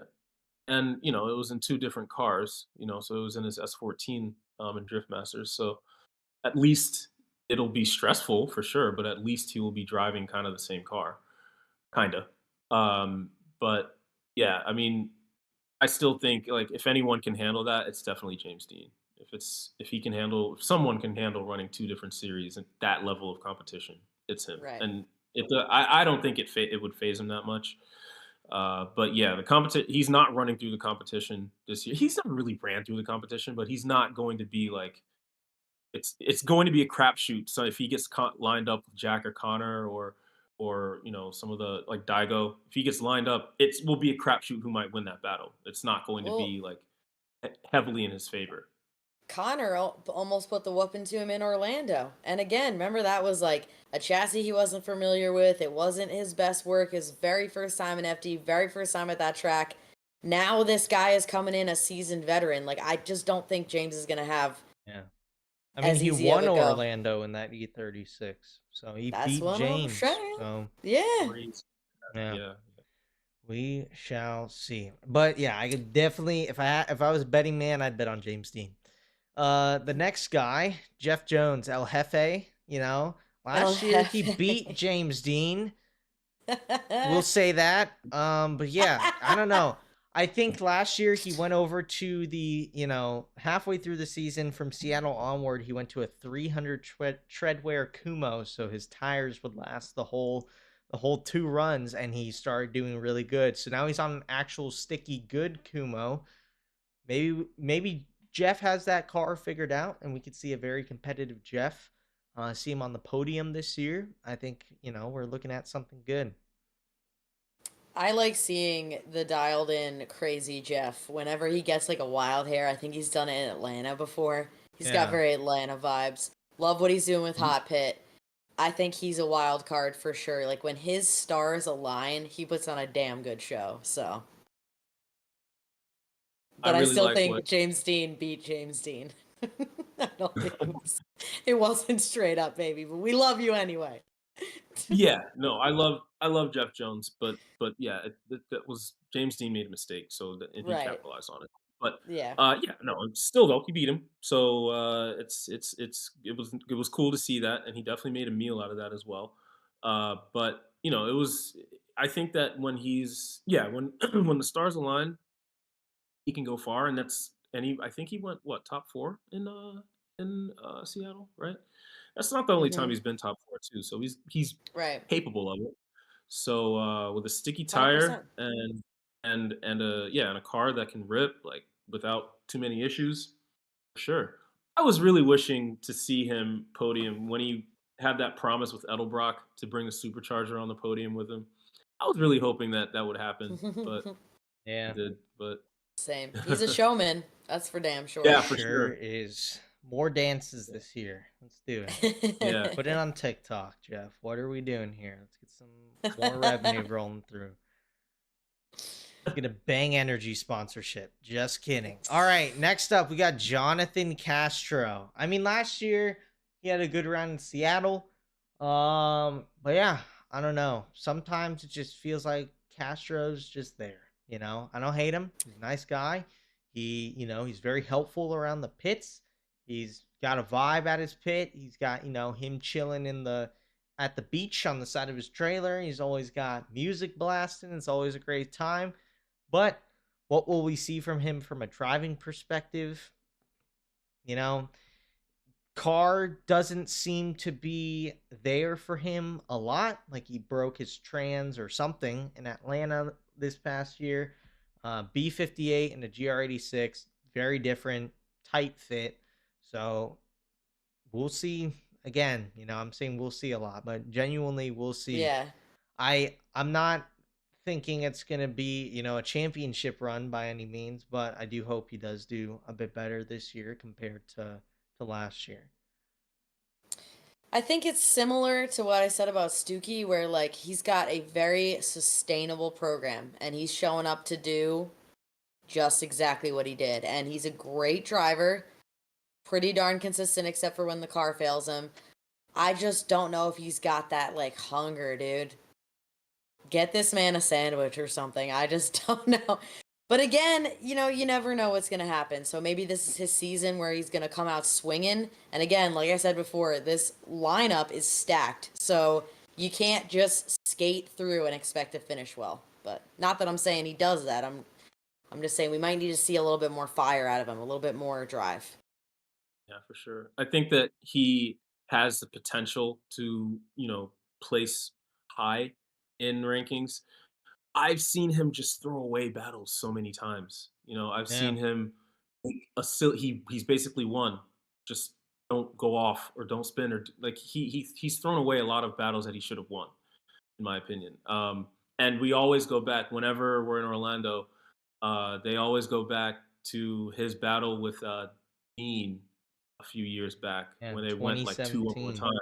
Yeah, and he beat him. 2017, yeah, where he went two or more times with the Wirthouse S15. Like he can do it, Mm-hmm. but sometimes it comes down to those little things. So if he can, he's a consistent driver for sure. And but yeah, I mean the fire. I don't know. I haven't really. I've seen more fire in other drivers. I'll say that. But for sure, his paddock is also a lot of fun when the event's Yeah. over. Yeah, it's they get down.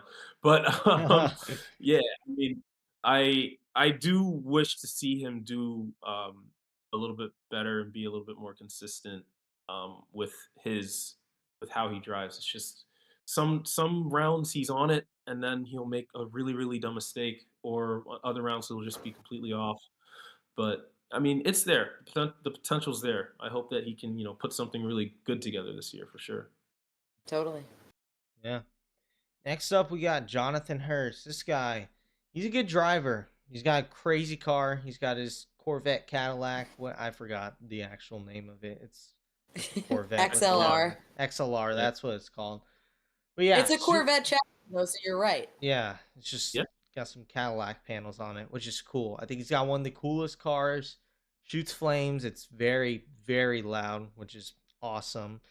But yeah, hopefully he does good. I think he's a really good driver. Sometimes I do think he's been effed over by the judges. Some calls do think they should have swung his way when they have. And I'm just being honest here. I do think so, I but agree. I yeah. I agree. think keeps his ducks in line. He keeps going. He's got a super sick program now, so I think we'll see something. I hope he gets on the box this year. I hope he does. He's a nice guy. He's a fun guy to be around. So do hope he gets on the box and does something good with that Cadillac. But hope for the best Yeah. for Mr. Hurst over there. I too think that the boy got robbed in Long Beach. I don't know about any other calls, but I'm just gonna say, like, I'll die on this hill. I think he absolutely got robbed in Long Beach. And hindsight is 2020. I'm sure, like, when everyone was watching it back after the event was over, it was clear, and it might not have been clear in the moment. But yeah, I think he's been up against a lot of tough stuff. I know he's kind of runs his own program, and I know he was kind of battling some, car issues this year too. So it's a testament to a car that's working well. The first battle is won. You're not fighting yourself, and I think he might have been also fighting himself a little bit last year. So Yeah. I was not happy with that Long Beach call. I was so excited. I mean, I love Dean, but I was so excited of to course, see him The being taken underdog. down like that. I was looking forward to that. I was like, oh man, Hurst got that. And then I was like, okay. I wasn't happy with that call at all. But yeah, I think that his car is super sick. One of my favorite liveries, actually. I love that, like, the rainbow, the livery on that car. It's so cool. The way that it changes color in the lights and everything. But he deserves podium, man. That guy works so hard and he drives so hard, and I think that he deserves a podium this year for sure, and he can put it together. Judgment calls, and I get, like you said, fighting himself. Like, I think if he can get that under control and make it so that the battles are not left in the judges' hands, then he can definitely get there. But yeah, I don't know. Someone yeah. has it out against him for sure. My Some grandpa always used to say, "Luck is when preparation meets opportunity." So if someone's like, opportunity. "Oh man, I had an unlucky season," the opportunities come, and you got to be prepared. And I think one thing he might be able to really win at next year is just making sure that damn car is prepared, so he's not doing like a transmission overnight. And by the way, he's doing it himself, as far as I know. So the driver is not 100% the next day, like if he's doing every little piece himself. So preparation, getting that car to perform round after round, and I think he's definitely going to be one to watch. Yeah. He does a lot of the work of himself on that car. So Yep. yeah. 100%. Next up, we got Kenjiro Gushi, Ken Gushi-san. Dude, last year he got that 4th place in. Okay, Sarah, let's relax. Keep in your pants. He got that 4th place at Long Beach last year. Man, I thought it was gonna be Ken Gushi 2015 all over again. I thought he was gonna get on the box, but then it kind of, it just kind of trickled down after that. I was watching earlier. I stumbled upon the Scion Racing Driven to Drift series with Aasbo and Gushi, and it kind of like followed them along in the 2015 season when they both, coincidentally, I guess they filmed the show and they were also doing really well. It just seems like Gushi sometimes he just doesn't have like the confidence and the mindset to get to the top, which really sucks because he's a great driver. He's back with Gretty. He's got a great program. He's got the 2JZ under the hood. Like, he's got a car that's there. He's got a great tire with Kenda. It's just him needing to align his ducks, his chakras, whatever it may be, and just, go out there and kill it. I mean, 4th place at Long Beach last year, I really did think it was going to be the resurgence of Ken Gushi, but it just didn't happen. But I do hope the best for him. Always been a fan of him. Great guy, great cars. Seems like he's been in 8-6 for like a decade now, which is crazy. Yeah. It's more than that. Mm. But yeah, it's cool to see him, and hopefully he does well with another Gretty friggin' 2J GR86 again.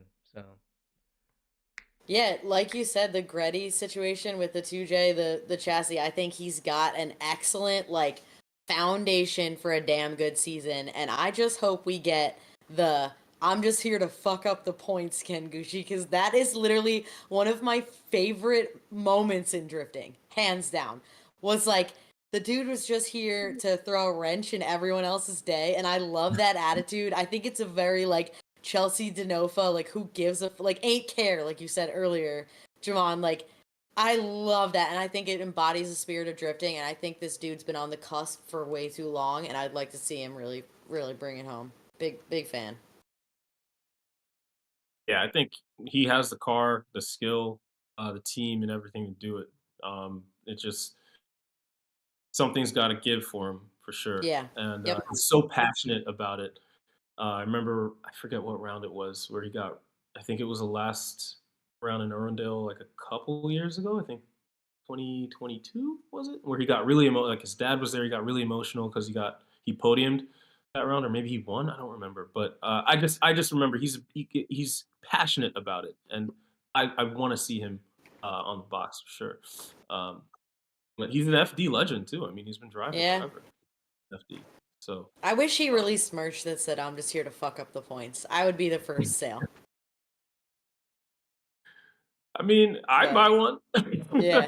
Yeah. Same. Be pretty cool. Yeah. But yeah. Ken Gushi. We'll see what he does. Next up, Matt Field. 22, 23. I think he got, second overall both of those years. And then last year,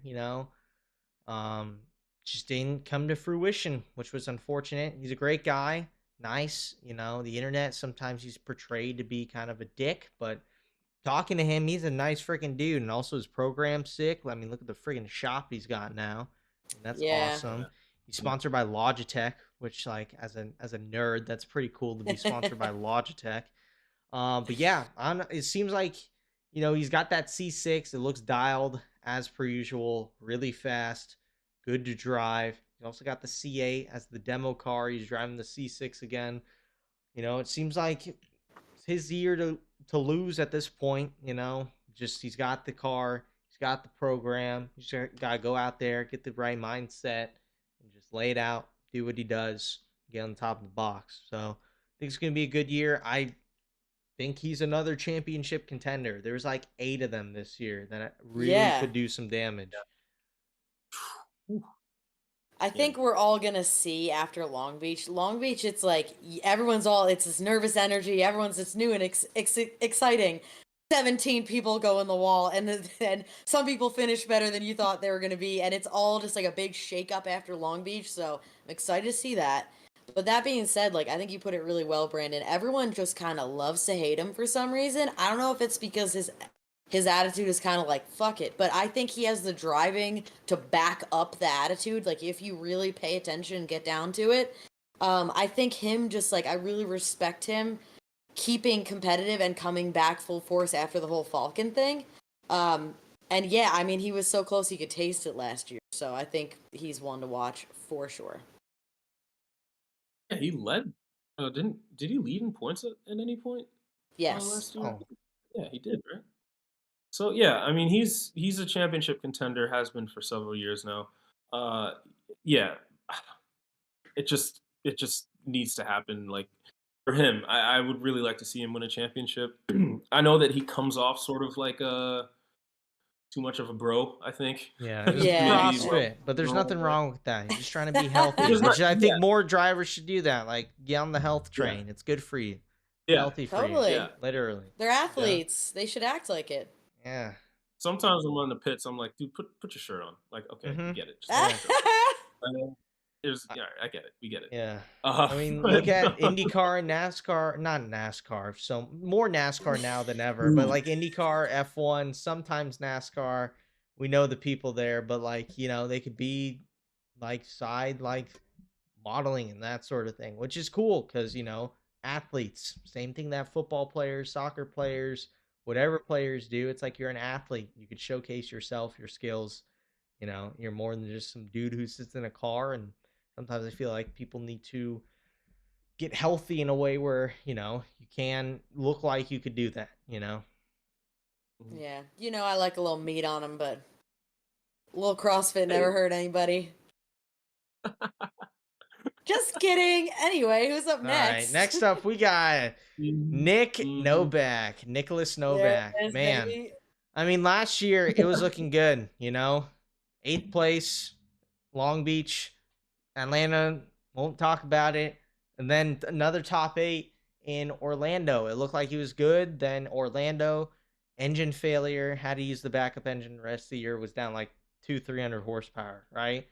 What he's been telling me, engine's back, it's ready to go. He's got all 1100 back, and he's got some fat Kendas on the back. So I think Nick is like the underdog. The underdog. He won in Irwindale in 23, which was crazy. And Love it. I think he's the bank man at the bank tracks. When he has the power, he's there all the time. And yeah, it's just seeing what he could do. If he could keep the car, if he could keep the engine alive and rumbling, and he's got all 1100, I think he could definitely get into the top 10 in points this year and see what he could do.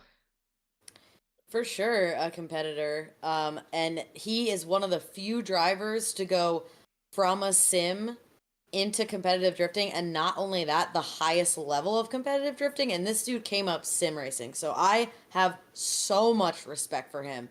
Just because I think it doesn't typically go the other way. Like, how many of these amazing drivers have you talked to, and they're like, "I suck on sim." I'm not an amazing driver, but I suck on sim. So I respect that so much. I remember he tells a story of him just being in a random sim lobby, and like he had never even driven a car for real, and he was like, "I'm gonna be an FD one day, guys." And everyone's like, "Haha, yeah, okay, sure, buddy." And now he's literally here winning rounds, like an absolute contender. I love the spirit. Obviously, I think, E46 is one of the best chassis to ever do it, so I think he's set up really well. Yeah, just to say, Nick, if you're watching this, I got my sim here, right? You need to hit the fucking brakes, Nick, okay? Please.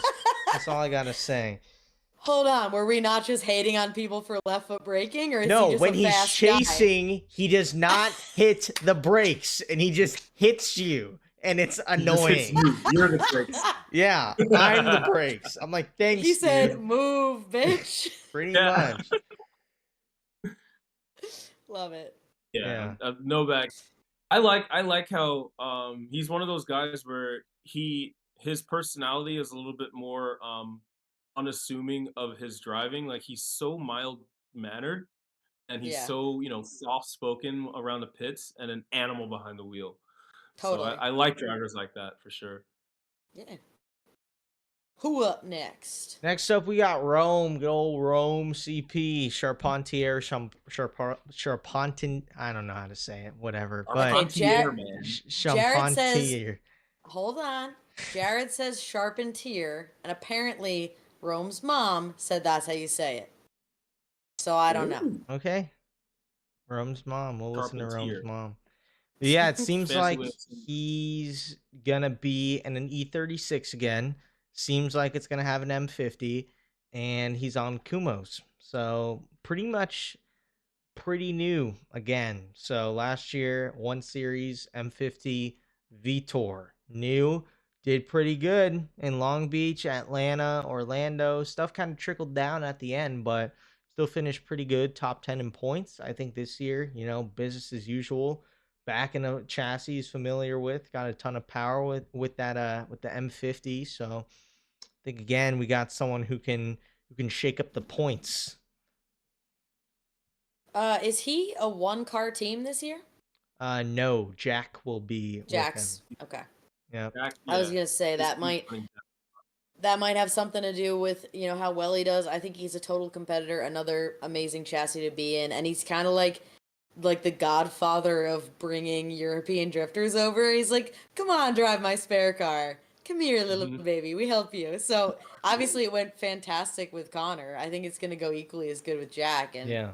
I'm I stoked think to see. Jack this year it's definitely going to be more separate because they're building him Okay. a one series that's right hand drive. So it's a new chassis. It's not his car from last year. So it's brand new, ready to go. I don't know who his title is going to be. I've heard it might be Red Bull. So the Shanahans are both going to be in Red Bull cars. I honestly don't know, but either way, it's going to be cool for Rome to have two cars again. Totally. I was listening to the Outer Zone podcast with him and Jacob, and he mentioned that we all know how emotional he can be, and we all know how passionate he is, and he can get he wears his heart on his sleeve, and it's interesting because Rome is kind of the complete opposite, and he Yeah. was saying that when things go wrong, Rome is like, well, it's all good, we'll fix it. whereas he might start freaking out a little bit. So that is going to be an interesting team dynamic, because I know that when he was spotting for Connor, there were some things that you can't really repeat on in a public setting.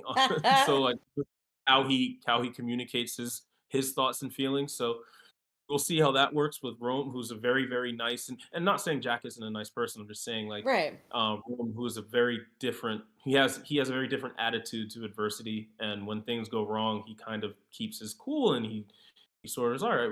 We'll figure it out, and that really stood out. I think in 23, uh, New Jersey, when I don't remember what happened to his car, but it broke very hard, and I remember that he had to get to the line and everyone was pushing his car, and he still has a never give up mentality. I really like that Mm-hmm. about Rome. Yes. So and I remember that night he podiumed. I think he got second, or did he get first? I don't remember. Second But against he got Travis second, right? Reeder. Yeah, he Yeah. got second, and on an extremely hurt car. And he's not a driver to give up. I mean, he might seem kind of nonchalant and like whatever, but he's relentless, and he will do what it takes to get his car or another one of his cars on track. So I don't have any doubts that he can run his team properly and like it not take away from his driving as well. But I love his attitude towards it. He's the no give up dude, and really, really nice. And yeah, so I'm looking forward to seeing what he can do as well. Yeah, Totally. for sure. Next up, we got Rudy Hansen. I know he was on last week. Yep. Yep. Last year it was Pro Spec Pro. He also tin canned his car in Long Beach, which isn't optimal at all. But yeah, hopefully this year he's got a refreshed chassis. It's good. He could get some tires and he could throw down some laps. Second year in pro, and yeah, seems like he's an older guy. Definitely got into the motorsports game later in life and has just been ticking away at going up through pro am. I remember watching Lone Star Drift videos, and there's this Rudy guy in a gray S13 driving. So now he's up in FD Pro, which is pretty cool to see. But yeah, we'll just see what happens this year. Hopefully some more laps and gets into the main competition out of that seating bracket. Yeah, I think just sticking to pro is a great choice. He's obviously still going to have two cars with his wife in pro spec. But being able to focus on the competition just in pro, I think is going to be great for him because like the mental does matter. We've talked to a lot of guys in the off season thus far, and it matters more than you think it does. Like that's part of the battle. It's obviously not the whole thing. Cars got to behave. But yeah, I think just being able to focus on pro, I think he's going to be able to move up in the ranks for sure. Yeah, I agree. I think just the focus on pro, same thing that we were talking about with Dima. Mm-hmm. The focus on pro is going to help his driving, I think. So um, I like Rudy a lot. He's really cool. Uh, he took care of me when I partied a little too hard in Atlanta. So good dude, good dude. Yeah, for sure. So next up we got Ryan Litteral. Dude's got the style. Tell that for free. He had his viral moment in Orlando last year when he caught on fire against Sorenson, and you just said it's lit and didn't say anything else. That was very funny. Thought that was Yes. cool. Also, the RB General No More. It seemed like the end of last season. He's added the RB platform, which he's developed over the past few years. My intuition, I have no confirmation. I talk to him like on a decently regular basis, but he hasn't told me nothing. But I do think he's going back to a V8 like in his Z. When he sold that shell, I don't think he sold the engine with it, so I think he still has it. He's going to refresh it, put it back in the S15, or I guess put it into the S15 and have a supercharged V8 S15, which looking at OD is a pretty decent package. So I mean, he's got a great program. He's got Sunoco behind his back, which is amazing. Like Sunoco's a legendary company. Don't know what tire he's on. Doesn't seem like he's on Kenda anymore.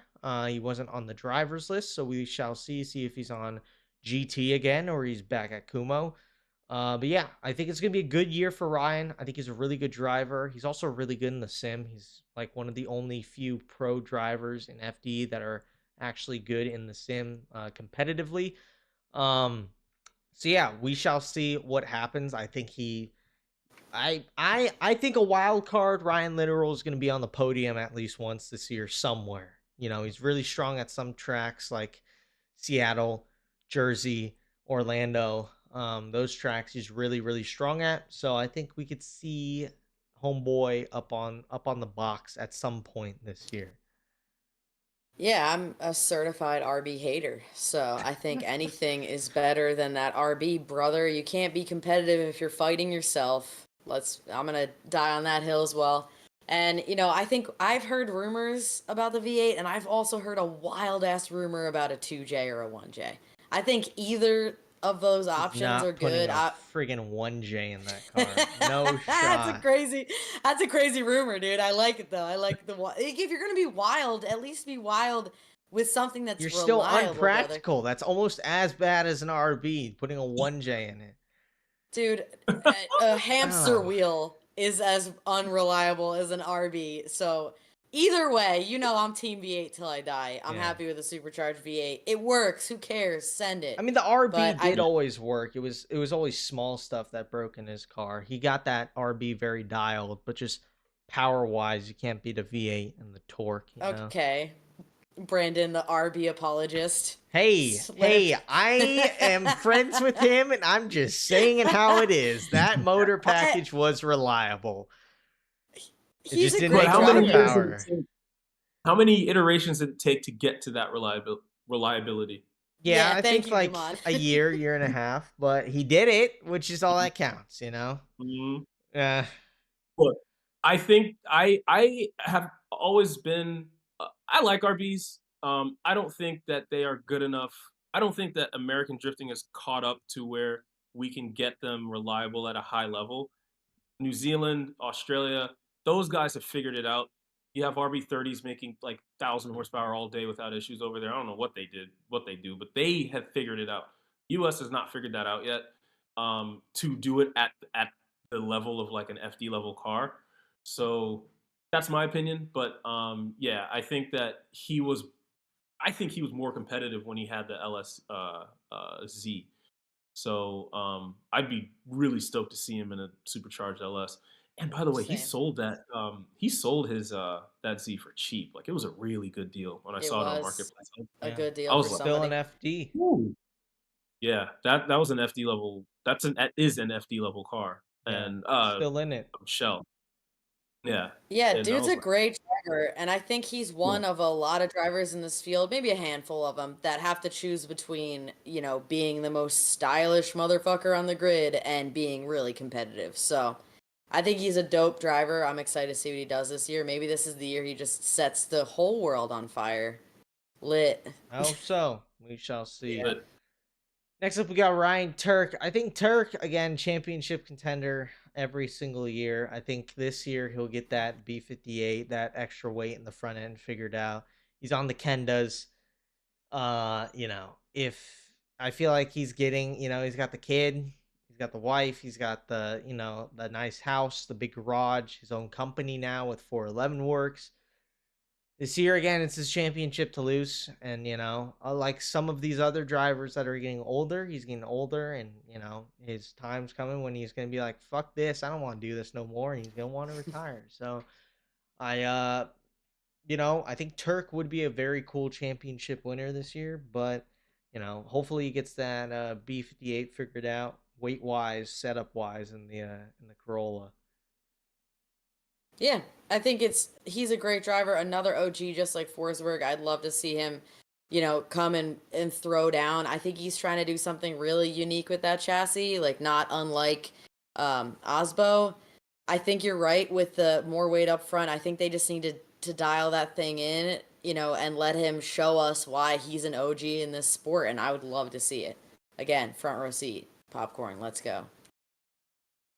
it's about time. I think that he Yeah. deserves to be a championship winner for sure. I mean, it's not even flashes of brilliance. I mean, he's always on point. Like he's always such a good driver, and he won in Seattle last year.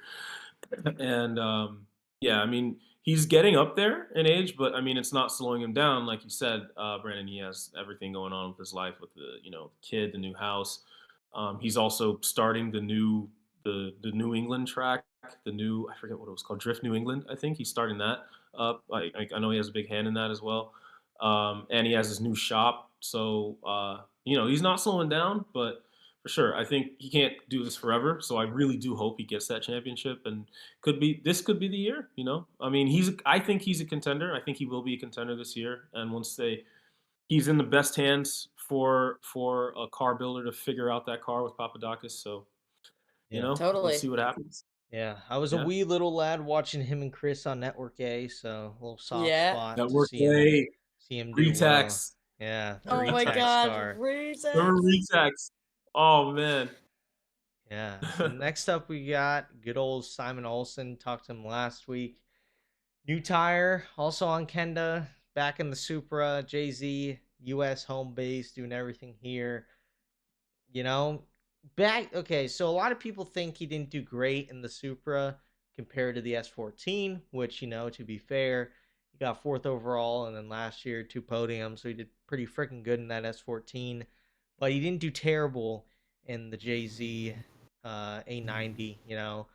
Rookie of the year, his first year doing it, got a fourth in Utah. So I think with a more dialed in suspension, dialed in car, new tire, I think he's definitely one to watch out for as well. Totally. I think he like set the world on fire when he came into FD, and he was immediately like a fan favorite, the one to beat.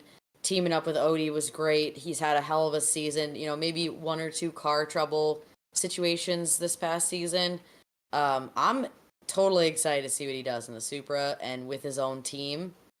So I think it's one to watch for sure. I'll say that.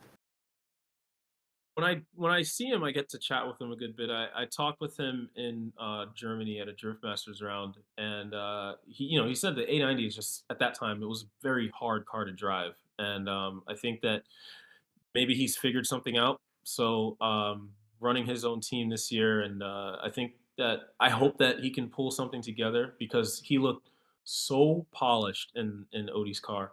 So hopefully he's taken what he's learned from because you can't really get better suspension knowledge than Odie, in my opinion. So hopefully he's taken what he's learned from him and applying it to his program, and hopefully he'll figure something out soon. I mean, also Norway, man, they're putting out some good drivers. Totally. Yeah. So, but yeah, I'm a big Simon Olsen fan, so I really hope that he can shake things up. I don't know if he'll be a contender, like a championship contender this year, but still too early to tell. Yeah, no, 100%. But next up, we got Mr. Tommy Lemaire. I know you've been waiting for this. But Yep. yeah, Tommy, he in the C7 this year, new car. Is he Jamon, you could answer this. Does he have a dog box in that car, or is it sequential?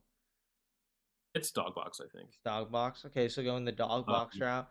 I mean, it dog looks box. crazy driving at the compound and OSW. It looked fast. It looked good. Livery's pretty cool. I like the orange highlights and I guess the attack eye sort of headlight look. But yeah, another rookie. Got something to prove. First round being Long Beach. I hope and pray he does not put that thing into any barriers because that would be sad. But I hope no one Agreed. does. I don't Pretty think good. so. Yeah, I but hope no one does too, but yeah, I think it's inevitable. always happens. But yeah, Tommy won prospect last year.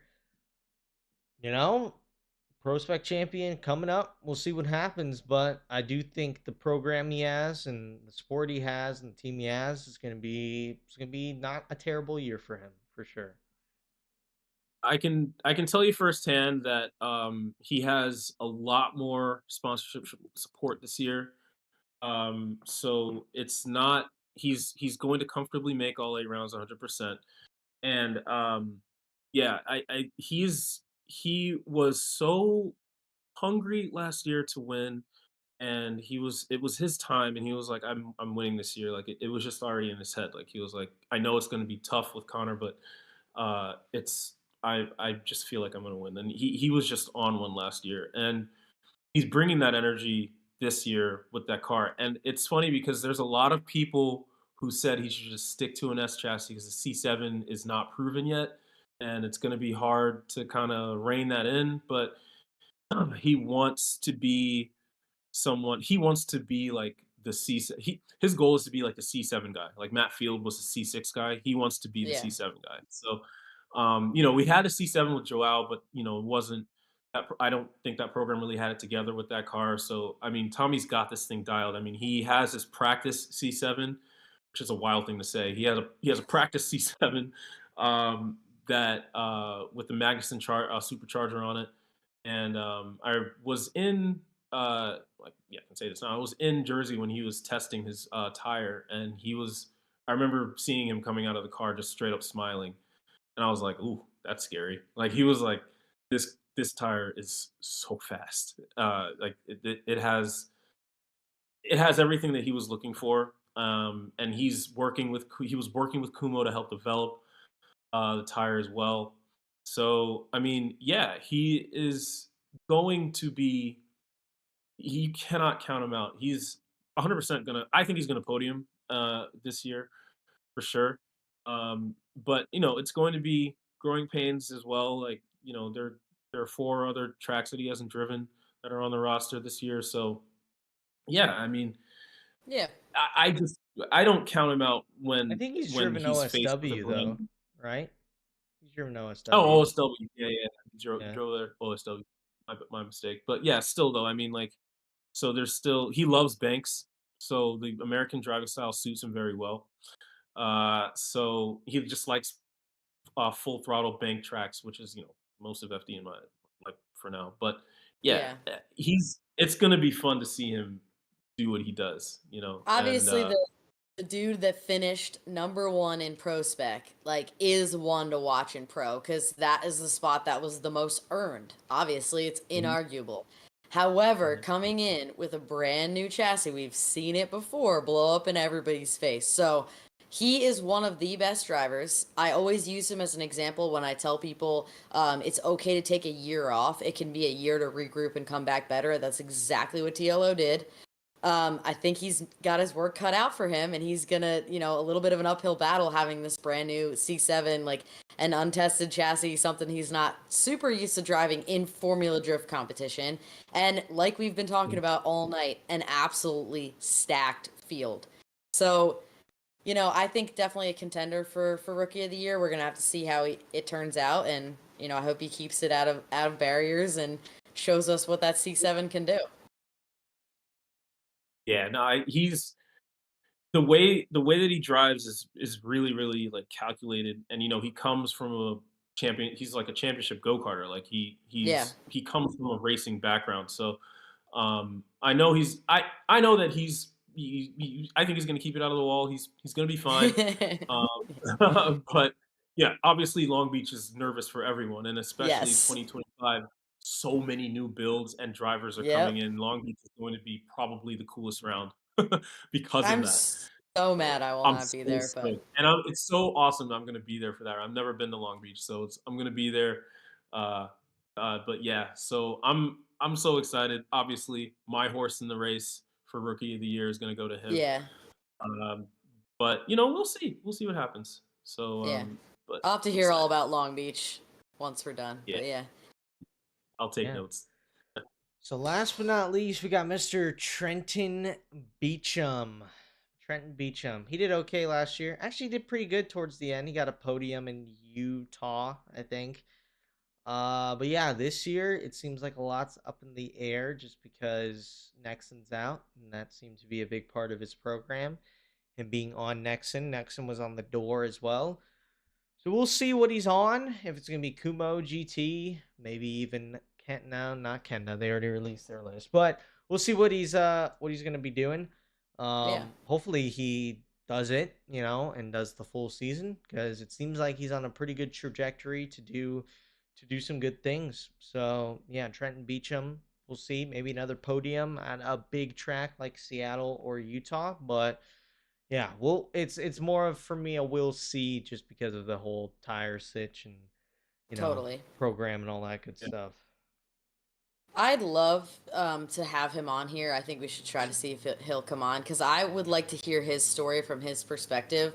I've heard a lot of, rumors about his program and himself, and I'd really love to, like, I don't want to even repeat them. I'd rather hear, his story from himself. So maybe we can see if he'll come on here and tell us. But I always see him as a bit of a dark horse. Like, there's no question that he's got the talent. I don't know if it's program or car trouble or what's really holding him back, or maybe it's just that little spark that we were talking about earlier. But I think he can do it. I think he's one, a little come from behind, like you said, that podium out of nowhere it seemed. But yeah, I'd want to see what he does, and I'd love to have him on an episode and talk to him for a bit.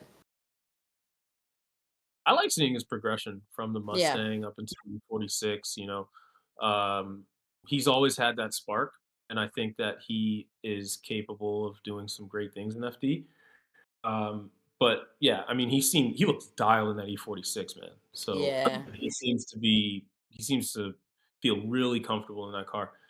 It's loud too. I think that's probably one of the loudest cars on grid. Like it is so loud. But yeah, Trenton Beecham, man. I mean, that was so cool to see him podium in Utah, man. Like, yeah, but hopefully, Yeah. hopefully he can get more of those. He's obviously capable of it, so it'd be really cool to see him get some more podiums and get more comfortable in that car. Yeah. Hopefully he figures out the tire situation. I feel like We'll the keep our people ear we to the have. ground. We'll hear. Yeah, I mean, we're getting kind of close to Long Beach, right? So we kind of got to figure He's out. like, Yeah. um, yeah, I mean, I know we're getting a little bit close to the end of the episode, but all in all, I don't even want to talk smack, but in years past, I remember looking at the list and there was a few people, maybe one or two that you're like, what the heck are they doing in pro? And I think this is the first year, maybe in a long time, that I don't think there's a single name on here that I'm going, why the hell are they in pro, I think this is going to be an amazing mix of drivers that we've never seen this particular recipe before. And I think it's a stacked field. I'm gonna die on that hill. I think it's a stacked field, and I'm stoked to see what happens after Long Beach. Do you think this is the most stacked field we've ever had? I don't want to say most stacked, because I feel like in the beginning it was really, really good. Obviously, the level of driving was a lot lower. But when it was like all of the OGs. I think this is the most stacked. Yeah? For sure. Yeah. I think it is. I mean, yeah. there was. Just saying, devil's advocate. We had Tanner Faust at one point. We had Reese Millen. There was a point in time where all the stars aligned, and we had every OG and every guy to like Mad Mike. Like we had. But at the same time, there's no arguing that back when we had those huge names in FD, the level of competition was not even close to where it is now. Yeah. I mean, it was just a completely different time. Not to take away, I think, Reese or Tanner could jump in a car and actually be fairly Sure. competitive in today, honestly. Like Yeah. they could. But I mean, it was different technology, different time. I mean, you can get by with a 500 horsepower car when they were competing. Yeah. So, Crazy. can't do that. Can't do that No. here. that ain't No. happening in FT. I think like 2025. looking at this list, like I could count 12 people that I think could win the championship if things lined up for them. And there's only like 8 people I could see not getting a podium this year. Like it's Which is pretty crazy. stacked. Yeah, that's Yeah. nuts. Yeah. That's Yeah. nuts. Like it's up there. It's gonna be pretty crazy. And Long Beach is always good, especially now with the seating bracket, because we're gonna have Daigo and Jack Shanahan in the seating bracket. And someone, I forgot who was doing it. Someone I was talking to earlier was doing up the seating bracket. They were in like the FD Pro. They had like some call today, and it was saying like Daigo and Jack are gonna be in the seating bracket. That happens, and it's like, okay, they're gonna be up against each other. It's like, that's a tough one right there. So I don't know. We'll Hell of a see. battle. We'll see what happens, but Long Beach is gonna be a doozy. I'll tell you that for free. Yeah. Final thoughts. I think it's going to be a treat for everybody who's a fan of drifting this year. Like, regardless of how it shakes out, I think I'm so excited to watch Long Beach. So I have personally always thought that I think FD is hot take. Personally, I think the level of driving at Drift Masters is overall better. I've always thought that. Not everyone agrees. That's my hot take.